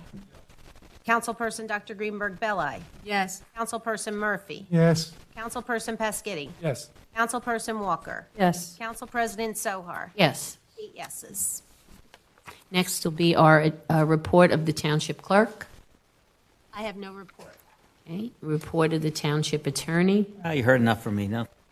Okay. Administrative report, Mr. Shah. Thank you, Council President. You haven't heard me enough, so I'm going to repeat. The administrative report for June 14, 2022, item number 1, zoning office, and I think this is something that council will and residents will like. And I want to thank Rena and Nicole again for doing this. Starting July 1st, the zoning office hours for walk-in service and same-day permits will be between 7 a.m. and 9 a.m. and 2:30 p.m. and 4 p.m., Monday through Friday. Same-day permits will be available for direct replacement of improvements, example, driveway, fence, patios, etc., and similar improvements that are existing and not changing in size, layout, scales, and composition. These new hours will allow zoning officers to have dedicated review times to expedite regular plan review and reduce the wait time. So what they're doing is they're making it convenient for residents to just walk in, present their plan. If it's nothing complicated, something that is a routine stuff that we all, look forward to, they come in, they present it, they'll stamp it, approve it, and move forward. They can go and get their permits and so on. And those are, outside of those hours, the zoning office will be working on reviewing the routine plans, the complicated, the big development plans, so that process will continue. I just want to add that we are working, you had council had approved, to hire second zoning officer. I think is barely needed, and we are very close to appointing a second zoning officer that will make this process easy. Item number 2, Hazardous Waste Day. Household Hazardous Waste Day will be on Sunday, June 26, 2022, at Municipal Complex. This event runs from 8 a.m. to 2 p.m., rain or shine. Residents from Middlesex County are welcome to bring gasoline, antifreeze, chemicals, fire extinguishers, and more. For the full list of accepted items, please visit oldbridge.com/recycling. Item number 3, Parks and Recreation, application for Saltwater Day, which is on August 13th, and Old Bridge Day on September 25th, are now up on our website. Please visit www.oldbridge.com/recreation. These are two very popular events. People like to participate. Item number 4, camp staff. The Parks and Recreation Department is seeking camp staff for our 3 summer camp programs that includes half day, full day, and Camp Robin. Please apply on the township website at oldbridge.com/recreation. Should you have any question, please contact the Parks and Recreation Office at 732-721-5600, extension 4999. Item number 5, 4th of July holiday. On Monday, July 4th, 2022, all municipal offices will be closed for the business in observance of 4th of July holiday. The recycling drop-off center will be closed on Saturday, July 2nd. Standard hours of operation are Tuesday and Thursday, 7 a.m. to 3 p.m., and Saturday, 8 a.m. to 12 p.m. We encourage residents to take advantage of this free service to dispose many of things such as TVs, computers, mattresses, box springs, carpeting, concerts, and more. The item that I don't have on the agenda, I just want to announce that 5 new officers graduated from academy today. They'll be coming on force with our, will be in training with our officers soon. So congratulations to those 5 officers that are, completed the academy. Council President, that concludes my report. Okay, thank you, Mr. Shaw. Does anyone have any question or comment for Mr. Shaw? Okay, seeing no hands, I'll ask for a motion to accept the report. Moved by by Mrs. Walker, second by Dr. Greenberg-Bella. Roll call. Councilperson DeCaro? Yes. Councilperson DePalma? Yes. Councilperson Desai? Yes. Councilperson Dr. Greenberg-Belli? Yes. Councilperson Murphy? Yes. Councilperson Pasquitti? Yes. Councilperson Walker? Yes. Council President Sohar? Yes. 8 yeses. Thank you, Mr. Shaw. Next will be D1, Senate Bill discussion. Council President, if I may, I will cover both. There's a both. D1, D3. The first one is we just received a notice, and I included in a package, the council has it, where I guess Mark or Rena can do better explanation, but they are going to allow a mixed-use development on existing retail or office complex without going through any approval process, bypassing the township zoning planning process. And I thought What is D1? It just says Senate bill discussion. Is there a Senate companion for that? Yeah. Well, those are just the title. Oh, okay. I think the title became the D1. It's really the D2 and D3 are the two bill that I think I'm recommending that council pass resolution one opposing and one supporting. So with respect to the conversion, I think it actually was an assembly bill, but it's amazing. And I'm getting on my soapbox because it's New Jersey. So it's incredible that our Constitution expressly reserves to municipalities zoning. And they did this once before, and it was a disaster. These guys can outlaw straws and plastic bags, and they do stuff like this. So basically what they're saying is that, and you can imagine where the leverage is coming from. There's a lot of empty office parks, right, and retail centers. So the bill will allow that if there's an office park and an empty, or retail center, that they can convert that without going through the approval process and zoning changes for mixed use. If you remember a few years ago, they did the same thing for age-restricted housing. Yep. When there was a 55 and up, and there was a glut.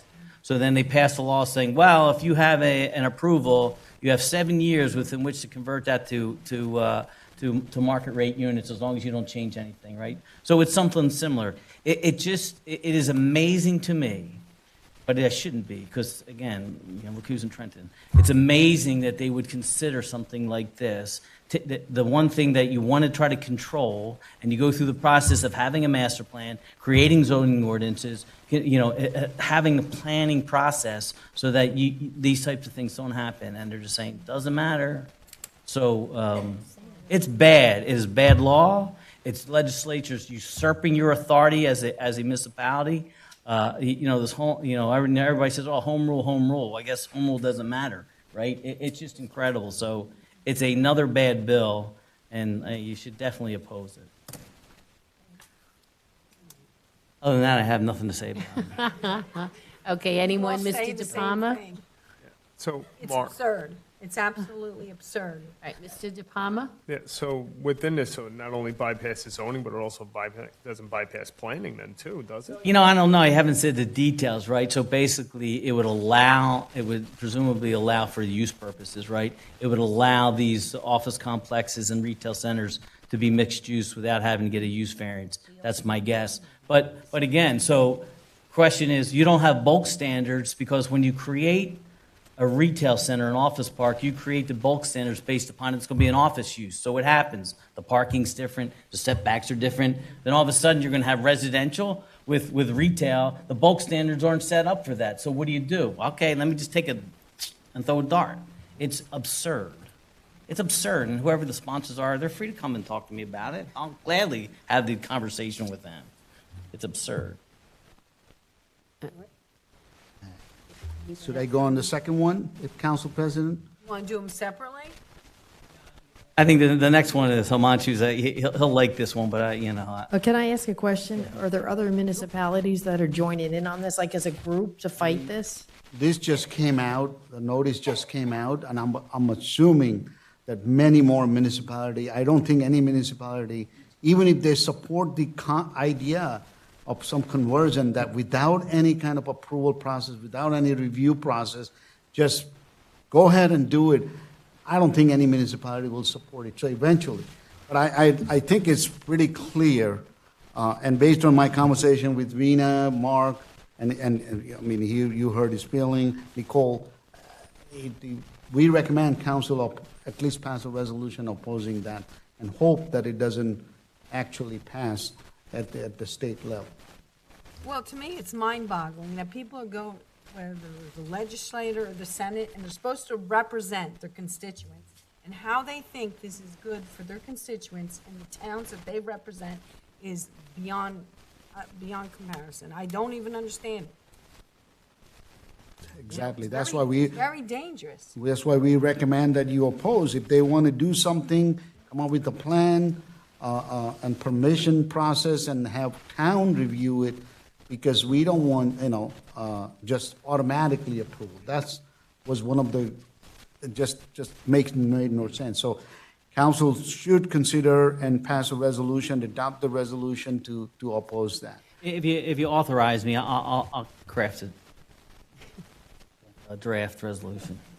And I think we have to also make sure we keep our eye on the ball with this. I mean, I think I oppose it naturally 180%, but the point is sometimes we'll do something and then it's going on in Trenton. And we have to be able to make sure we're on top of it so that we can go after it and really vehemently oppose it and gather up other people to do the same. Because that's the only way we're going to get any kind of attention is that squeaky wheel. And we can't just say, the resolution is great. I really thank you for bringing it to our attention. But I think we have to go further than that, a step further, and make sure we stay right on top of this. It's kind of like being a seagull on a French fry. If you don't grab it when you have to, it'll get away from us, and that's not a good thing at all. I also think it opens a floodgate for lawsuits from people who follow the process, have to go through reviews, have to meet standards, and then, it's just throwing cautions to the wind. It's crazy. I don't know. Do they wake up? Would they have a nightmare and they dreamt this, or? Well, they say follow All right, the money. so I'm getting, kind of getting the feeling we're all very adamant about being our own town and making our own decisions as a township and, what we feel is important to us and not to just, allow someone to come in and just decide what's going to happen to our town. I think we all feel the same way. Does anybody else have any questions or comments?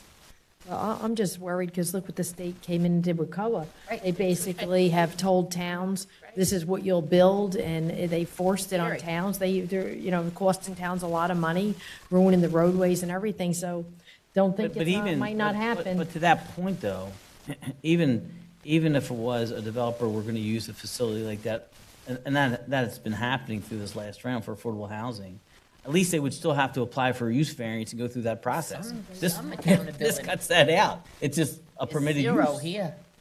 Wow. Right? It's again, it's. Okay, so then you're going to make the motion for the resolution to oppose, okay? Second. And seconded by Mrs. Walker. Roll call. Councilperson DeCaro? Yes. Councilperson DePalma? Yes. Councilperson Desai? Yes. Councilperson Dr. Greenberg Belli? Yes. Councilperson Murphy? Yes. Councilperson Pasquitti? Yes. Councilperson Walker? Yes. Council President Sohar? Absolutely, yes. 8 yeses for a resolution to be drafted. Thank you. Next, Mr. Shaw. Yes, next one is my favorite, and I think you have heard me been talk about these every budget hearing. It's my pet peeves. I can't believe the state has been siphoning money from the town. The energy tax receipt is actually original franchise and gross receipt that we all paid in because municipality is not allowed to tax utility companies. So on the utility bills, there was additional tax that all residents paid that supposed to go back to the town. First, it used to go back to the town, directly distributed by utility companies. State decided to take the money and redistribute to the town. Then they started taking monies, slowly, a piece of that money.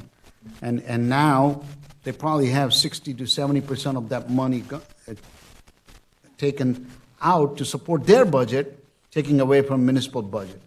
So I have made this statement at the league sessions and others question official, but obviously it goes to deaf ears. So I was pleased to see that somebody at the state is now talking about having an increase in those energy tax receipts that municipality is supposed to get additional money. Now remember, I believe the between energy tax receipt and the used to be called Comtra, those two state aid, they froze, eliminated, and now we just get an energy tax receipt, which is frozen. It's the same amount we get, I think the last time we had, 2013. We haven't seen any increase, even though utility companies are generating more revenues and there is more tax collected by state. But we are not getting any additional revenue. So this legislation I'm recommending the council consider pass a resolution supporting that state pass, and that we start getting additional revenue to support our budget and our community. Thank you very much. Anyone, council comments on it? I'll definitely agree with that. Okay. Dr. Greenberg? Absolutely, 100%. I mean, this happens all the time. I said it before, I've repeated it many times. It goes back to when they started the lottery. That money from the lottery was promised to go to the Board of Education. That was going to give everyone tax relief. It never happened. Also, on a federal level, your Social Security is supposed to be for Social Security. They take that money and use it for other things. And so there's no words for what they do, and the money should be earmarked the way that it was supposed to be, and it should be dedicated to tax relief. And so I am in agreement with you, and I thank you for explaining it and bringing it forward 100%. Thank you. Anyone else? We're good? We'll call it the Mr. Shaw resolution? I believe there is a resolution. Yes. Right, okay. So do we have a motion to?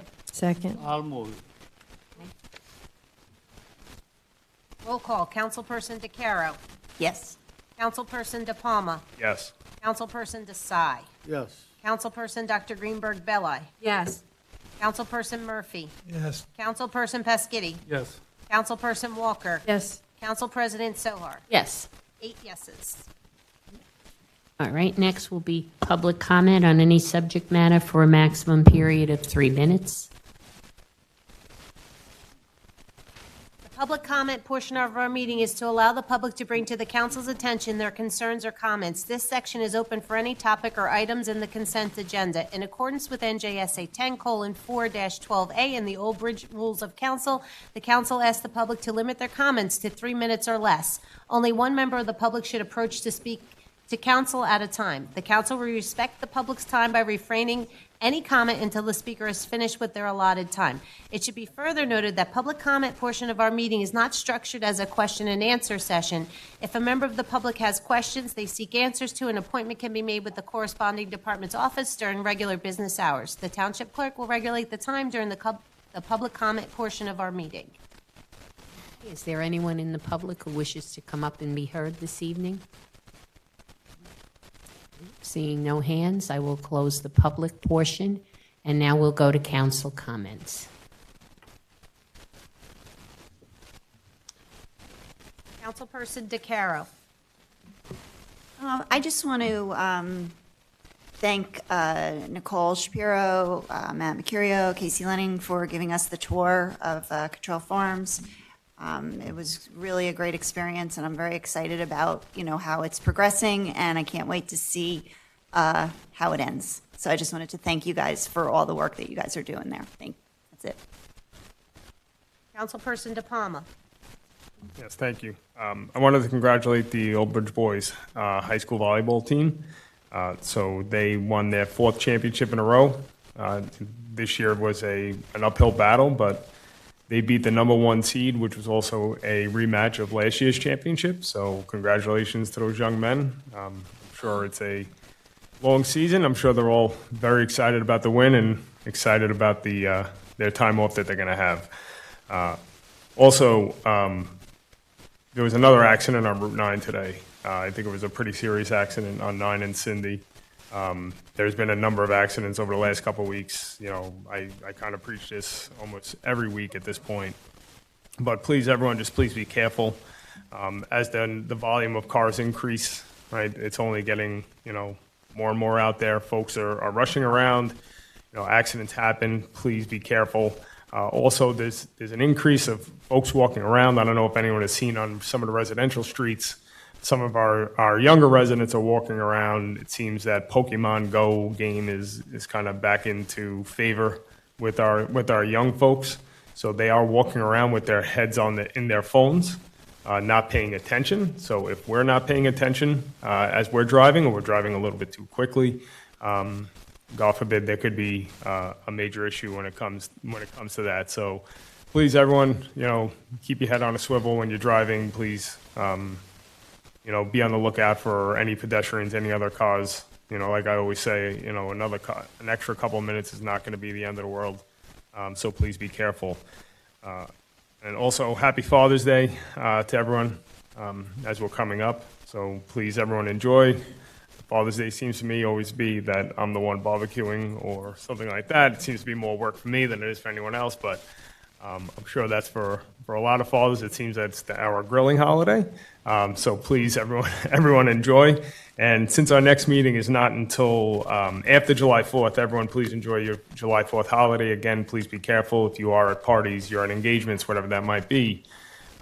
Please think twice before drinking and driving. And now with the onset of the legalization of marijuana, any inebriated driving whatsoever, please think twice, take an Uber, get a ride, get someone to drive for you, whatever that might be. Thank you. Councilperson Desai. I think this directly goes to clerk and attorney. We just approved that mass assembly for Raceway Park. I did ask them a question, and I personally believe the answer was not correct answer. Raceway Park also has bordering Manara Plan. Even the part of the land itself is in Manara Plan. That's my understanding. So I believe they should get that same kind of permit from Manara Plan also, and they said they don't need it. So I think we should check and make sure that what is the status there. Because in past, I have heard many applications during my zoning board tenure, Raceway Park application, and Manara Plan always was coming out and opposing resident of Manara Plan.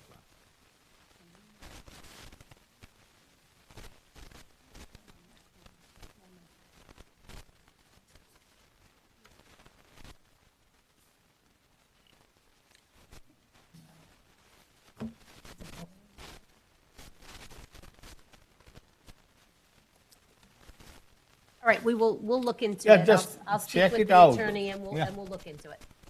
Okay. Councilperson Dr. Greenberg-Belli? Yes, first of all, I want to say that it was nice having the Memorial Day Parade again.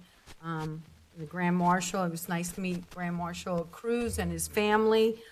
He's got a family that's very dedicated to service, as well as himself, and the high school boys volleyball team, and Coach Hoffman.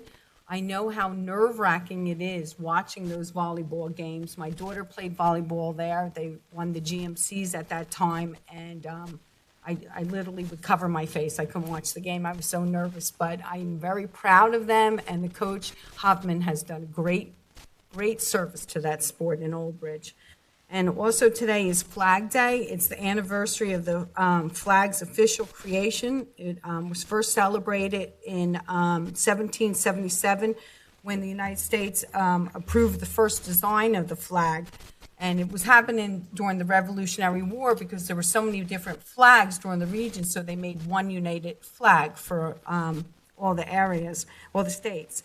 And to mark the history of it, it's very important to do because of the significance and symbolism of the flag.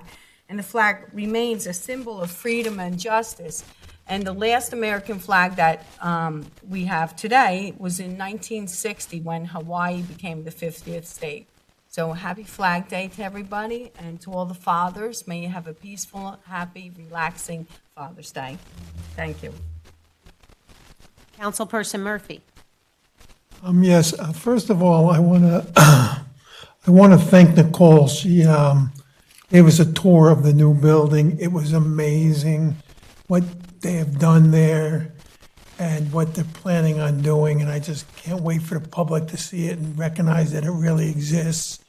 And I'd just like to wish everybody a happy Father's Day and a happy 4th of July. Make sure everybody's safe, like he was saying, and just have a good day and just don't go crazy. Thank you. Councilperson Pasquini. Yes, I want to wish everybody a wonderful Independence Day. Independence Day, known as July 4th, but it really is Independence Day. It commemorates the passage of the Declaration of Independence from Britain. And there were 56 signers of the document, and we need to realize that our freedom is not free. It cost these men their lives. They actually, when they signed the document, it was considered treason against England, and that started our nation. And we need to realize, we have to remember our history and realize that they sacrificed their honor and their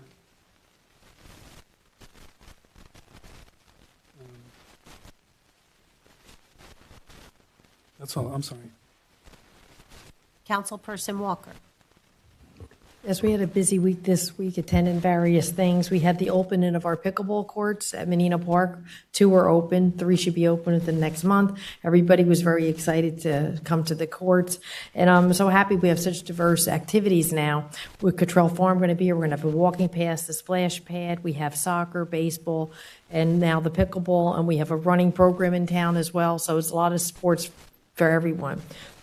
Also, I participated in the Woman Builds down in Lawrence Harbor for Habitat for Humanity. I helped paint a room with the mayor. I had more paint on me than I think on the walls, but we had a really nice time. The house is very nice. It's on Norwood Avenue. It's very, very nice. And we met a very nice family we met. We had a really good time. It was all women out building for the day. Also, we attended a Just for Kicks event. It was the closing ceremony.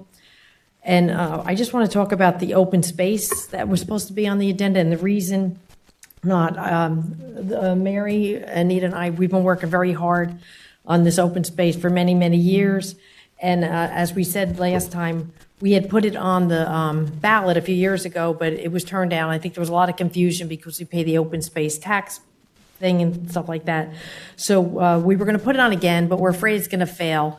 And as time goes by, we're losing opportunities to purchase land in town, and we don't want any more building going on if we don't have to. So we had gone to the administration, and I'll let the mayor explain what he has come up with. Council, I realize this is a council meeting, but after council comments, I would like to address the council for maybe about 5 minutes. I think I could, not only that, but there's some other issues I think are important, and we all have a common goal. Okay, then could I just, I'd like to see if we could have an update on the 516 construction. It's like a never-ending project, and it is the county, so, and if you get calls, it's the county, or no, I go drive by many days and there's no work going on. And the traffic is horrific there. And I know they had come before us a few months ago, and they said that if we let them close the road for a few days, the project was going to be done. And it's still going on, so maybe next time we give an update on that. This meeting will have an update. Thank you. Council President Sohar. Yeah, I agree with Mrs. Walker. It seems like the project that never ends, and you know, people are frustrated by it, and we've been getting phone calls, and hopefully maybe now, you know, we can get an update and see what's going on. Same thing with Route 34. The sign keeps saying it's going to be starting and her and I look at each other like it's an illusion. I mean, we keep seeing the sign, it's construction starting, and the days go by, you know. So if you could find out on that one as well. I know DOT is slow, but this is like insanity, you know. But anyway, yeah, I agree with Mrs. Walker. We talked about this with the open space, and it's difficult now, you know, with all the expenses and gas and food and everything else. So hopefully we can come up with some good suggestions. And then happy Father's Day to all the dads out there. Happy grilling. And on a personal note, I have a new man in my life. He is 8 pounds 7 ounces. He is my new grandson. So I am so excited. I cannot wait to meet him. My daughter Catherine had him last Tuesday, and she named him Roman Robert. My husband, my late husband, would be very proud. So I just wanted to add that little footnote. He's absolutely beautiful. But anyway, thank you very much. Everyone have a great holiday, too. Have a great 4th of July.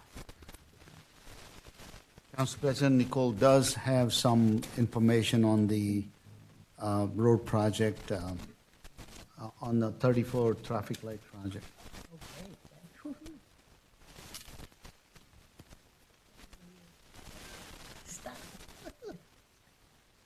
My grandson will be in college. start with Route 34. Can you hear me on this?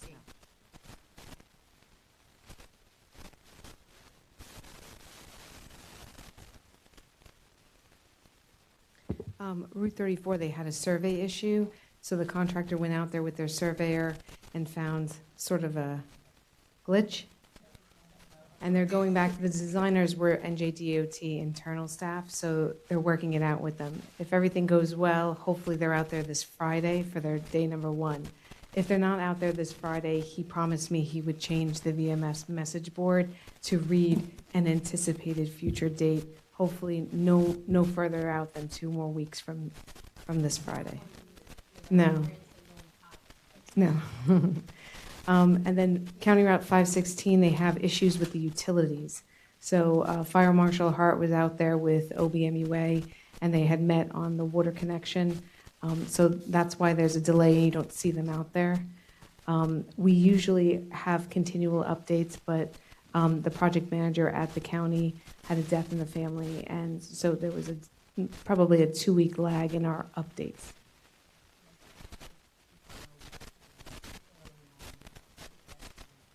Yeah, they haven't shifted the stage yet. So they're going to be on the other side of the road. They haven't shifted yet. So just so you...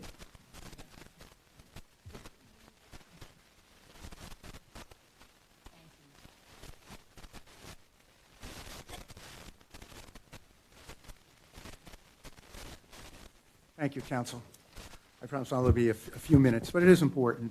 I know there were some questions asked, and as Councilwoman Walker said last meeting, you unanimously voted to move forward with a plan for an open space trust fund.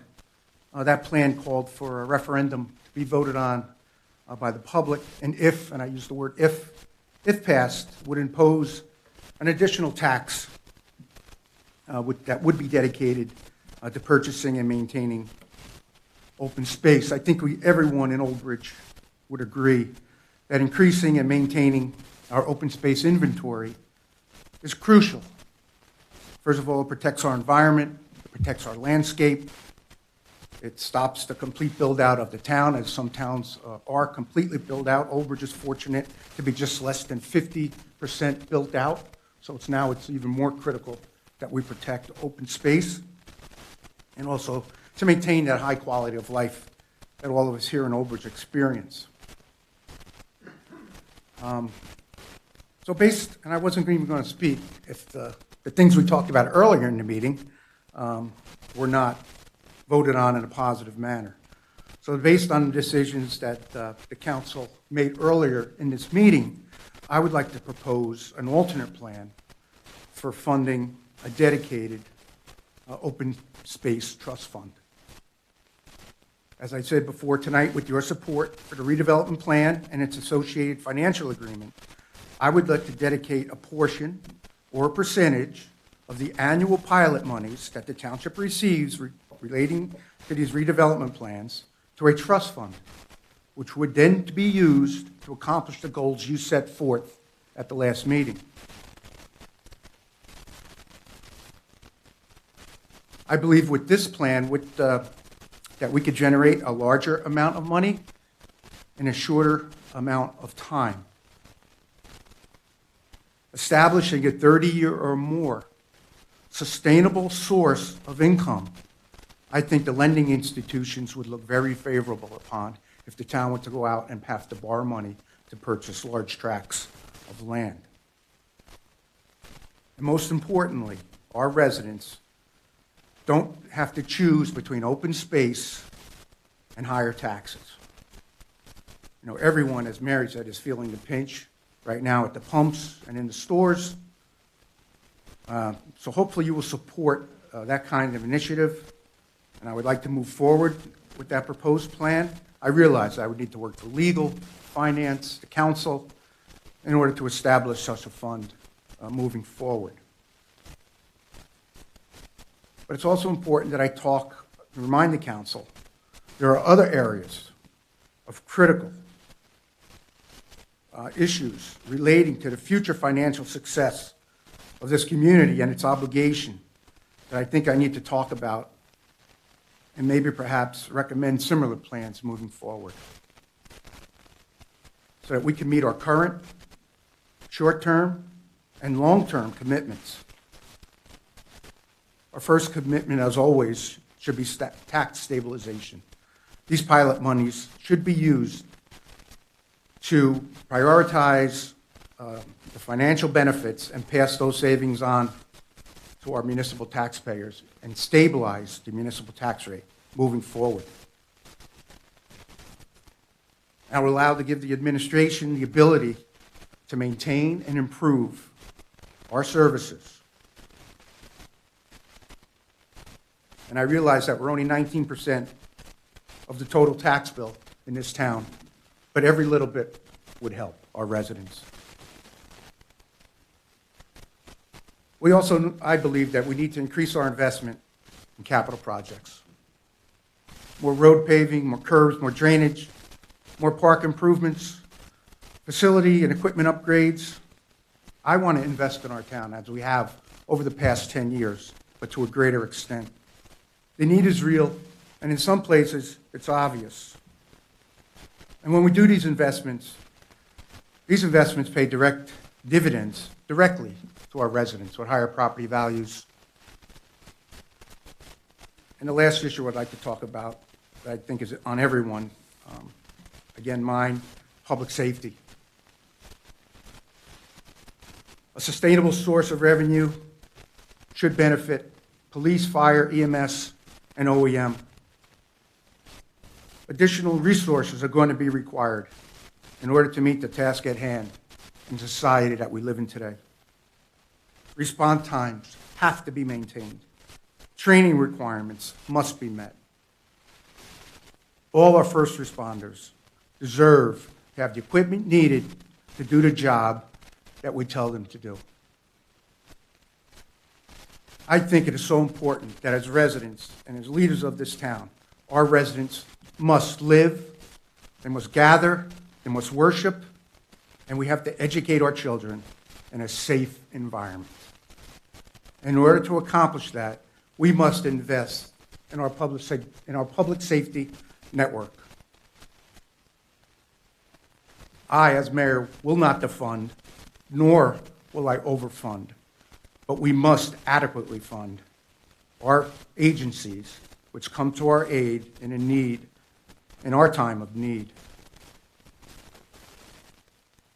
My message, council, in a nutshell, is that as these revenues become realized, we spend them wisely, we spend them efficiently, and we spend them in a way that makes Albridge a better place to live, work, and raise a family. I just want to close, and I hope no one is offended, but we have to avoid becoming the drunken sailors. When I first took over, I was handed a bar bill of $6 million.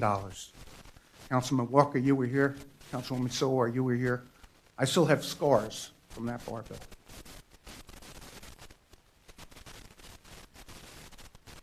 So, my goal as mayor is to make sure that that does not happen again, that we move forward in a positive manner, in a way, with these redevelopment plans that benefit our residents first and foremost. So, council, I hope you'll work with me. I hope you will put in a lot of work putting these projects together. And now we're going to finally see results, and let's do the best we can. I promise my efforts will continue as we move forward. So that's all I have, council. If anyone has any questions, why am I sitting here? I really take this very seriously. Anyone have any questions for the mayor? I just want to thank you for spearheading, that's why we came to you. You know, that we worked on the open space referendum. I did. With another neighbor, we preserved 200 acres, Cedar Ridge. It took 6 years that I went to every council meeting, went to every planning board meeting, hired attorneys, engineers, environmental engineers, and foresters. I am very serious about open space. And I'm so glad with this plan, because we don't want to waste time, as Ms. Walker said. We don't want to waste, miss an opportunity again. But just as you said, when we dedicate money to an open space trust fund, it has to be dedicated to that. It can't be used for other things. And that's what the community, there has to be a balance. There has to be a balance between residential, business, open space, and public safety makes it all work. So I understand everything that you laid out is very specific, very dogmatic, very succinct, but very sincere. And I will be committed to working very hard and helping in any way that I can.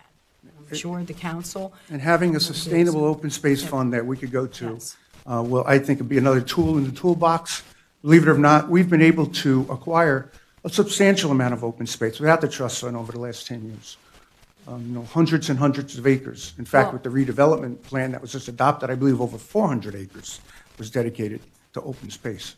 Well, we realize that, but unfortunately, a lot of times the public doesn't realize that, and then we're like targeted for certain things that aren't true, and we waste more time debating people and explaining things to people. So I'm glad you're taking the time to come up with it, and I think that's what we have to have, is a review on a regular basis. And it's critical to identify these properties early on in the process. I know we had talked about, it's too late once they get their approvals. It's too expensive. We learned the hard way with that. So these properties need to be identified early on, and maybe if the property isn't purchased, maybe development rights can be purchased from that property. It's another tool that we would have the ability to buy the development rights and allow the landowner to maintain, keep the land just the way it is. So a farm would not go into a residential development. Well, exactly what you just said, but it costs more. It's the same thing with Cottrell Farm. We could have gotten it for $2.9 million, and we wound up paying 10.7. Cedar Ridge, it was appraised at 5.7 million, wound up paying 17.9. So we have to be proactive, and we have to be steadfast in getting this accomplished. And maintain green belts between our developments so that you don't go from one development to another development to another development. Keep those spaces. Because if you do look at Albridge from the 5,000 foot, you would see it is pretty green and pretty vegetated, and we have to maintain that. We have to keep it that way, and I believe we can if we do it right with your help. Obviously, I can't do it alone. I like this idea because now we were going to, like you said, it was a big if with the way the economy is right now. To put another burden, even if it was small, on families right now struggling, it will be hard. So this, and also we don't have to wait now. We could start moving on this quickly, and I think it's going to generate a lot more money, and hopefully we can start buying some land soon. I'm not a gambling man, but I gave it less than a 50% chance of being adopted by the residents because of the economic economy times we is live in. hard, yes. And residents should not have to choose between high quality of life, open space, and higher taxes. But I think, too, the dedication of these funds as you go along, I think it also protects not only the residents, but also the people who work here, the employees of the township. Because at one time, there was a serious problem here with with funding our payroll. And we have some really, really great staff here. They all work together. They all work very hard for the township. And, that's something to be thought of as well, that stability, because it was gone. I had people calling me, Mary, are we still going to have it? What's going on with this was a really, when you say scars, you know it, Deb, it was a really hard time. They sold land. Yeah. Well, no, and people were on edge because the employees were thinking, are we going to be funded? Are we going to stay employed? Whether it was police or the other side of the building, you dedicate your life to a job, you're committed to a career. You want to know that you're safe and that, barring any absolute insanity, this is a plan here to fund everyone and make sure that everyone is safe and everyone does have a good job to work towards a career. So I think by dedicating these funds, you're kind of saying, okay, it doesn't matter who comes and who goes, in terms of elected officials even, that this money will provide what it should be providing into perpetuity. And that's important. I think that's our legacy and our footprint that we're going to leave behind, so that we can say this money is not being squandered in the future, not being, that's an important factor in this. I really think it is, and I think it's good that you're looking down that avenue. And it's important as these new facilities come online to Cottrell Farm, as Mimino Park is built out. Yeah. These facilities are going to need maintenance. They're going to Yeah. need people. As I mentioned it during the tour. There's going to be an additional increase in man and woman power. To keep that, we can't let it, go down. It has to be maintained. Mimino Park has that to build out. Those parks need to be staffed and maintained. So it's going to take a big commitment on behalf of this council and this administration to keep those parks in tip-top shape, and that's going to take money.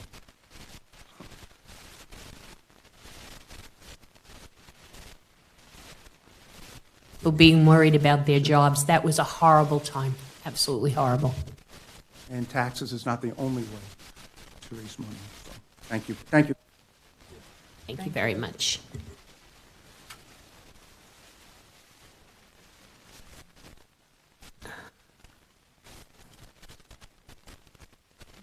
Okay, we're ready for executive session. Yep. Okay. Need a motion on this? Yep. I'll move it. Second. Yep, moved by Mrs. Walker, second by Dr. Greenberg. We're going to be recessing to go into executive session to discuss a labor contract matter and a collective bargaining agreement matter. Coming out again? Yes. Roll call. Councilperson DeCaro. Yes. Councilperson De Palma. Yes. Councilperson Desai. Yes. Councilperson Dr. Greenberg Belli. Yes. Councilperson Murphy. He stepped away. Councilperson Pescitti. Yes. Councilperson Walker. Yes. Council President Sohar. Yes. And motion to adopt a resolution authorizing to go into executive session.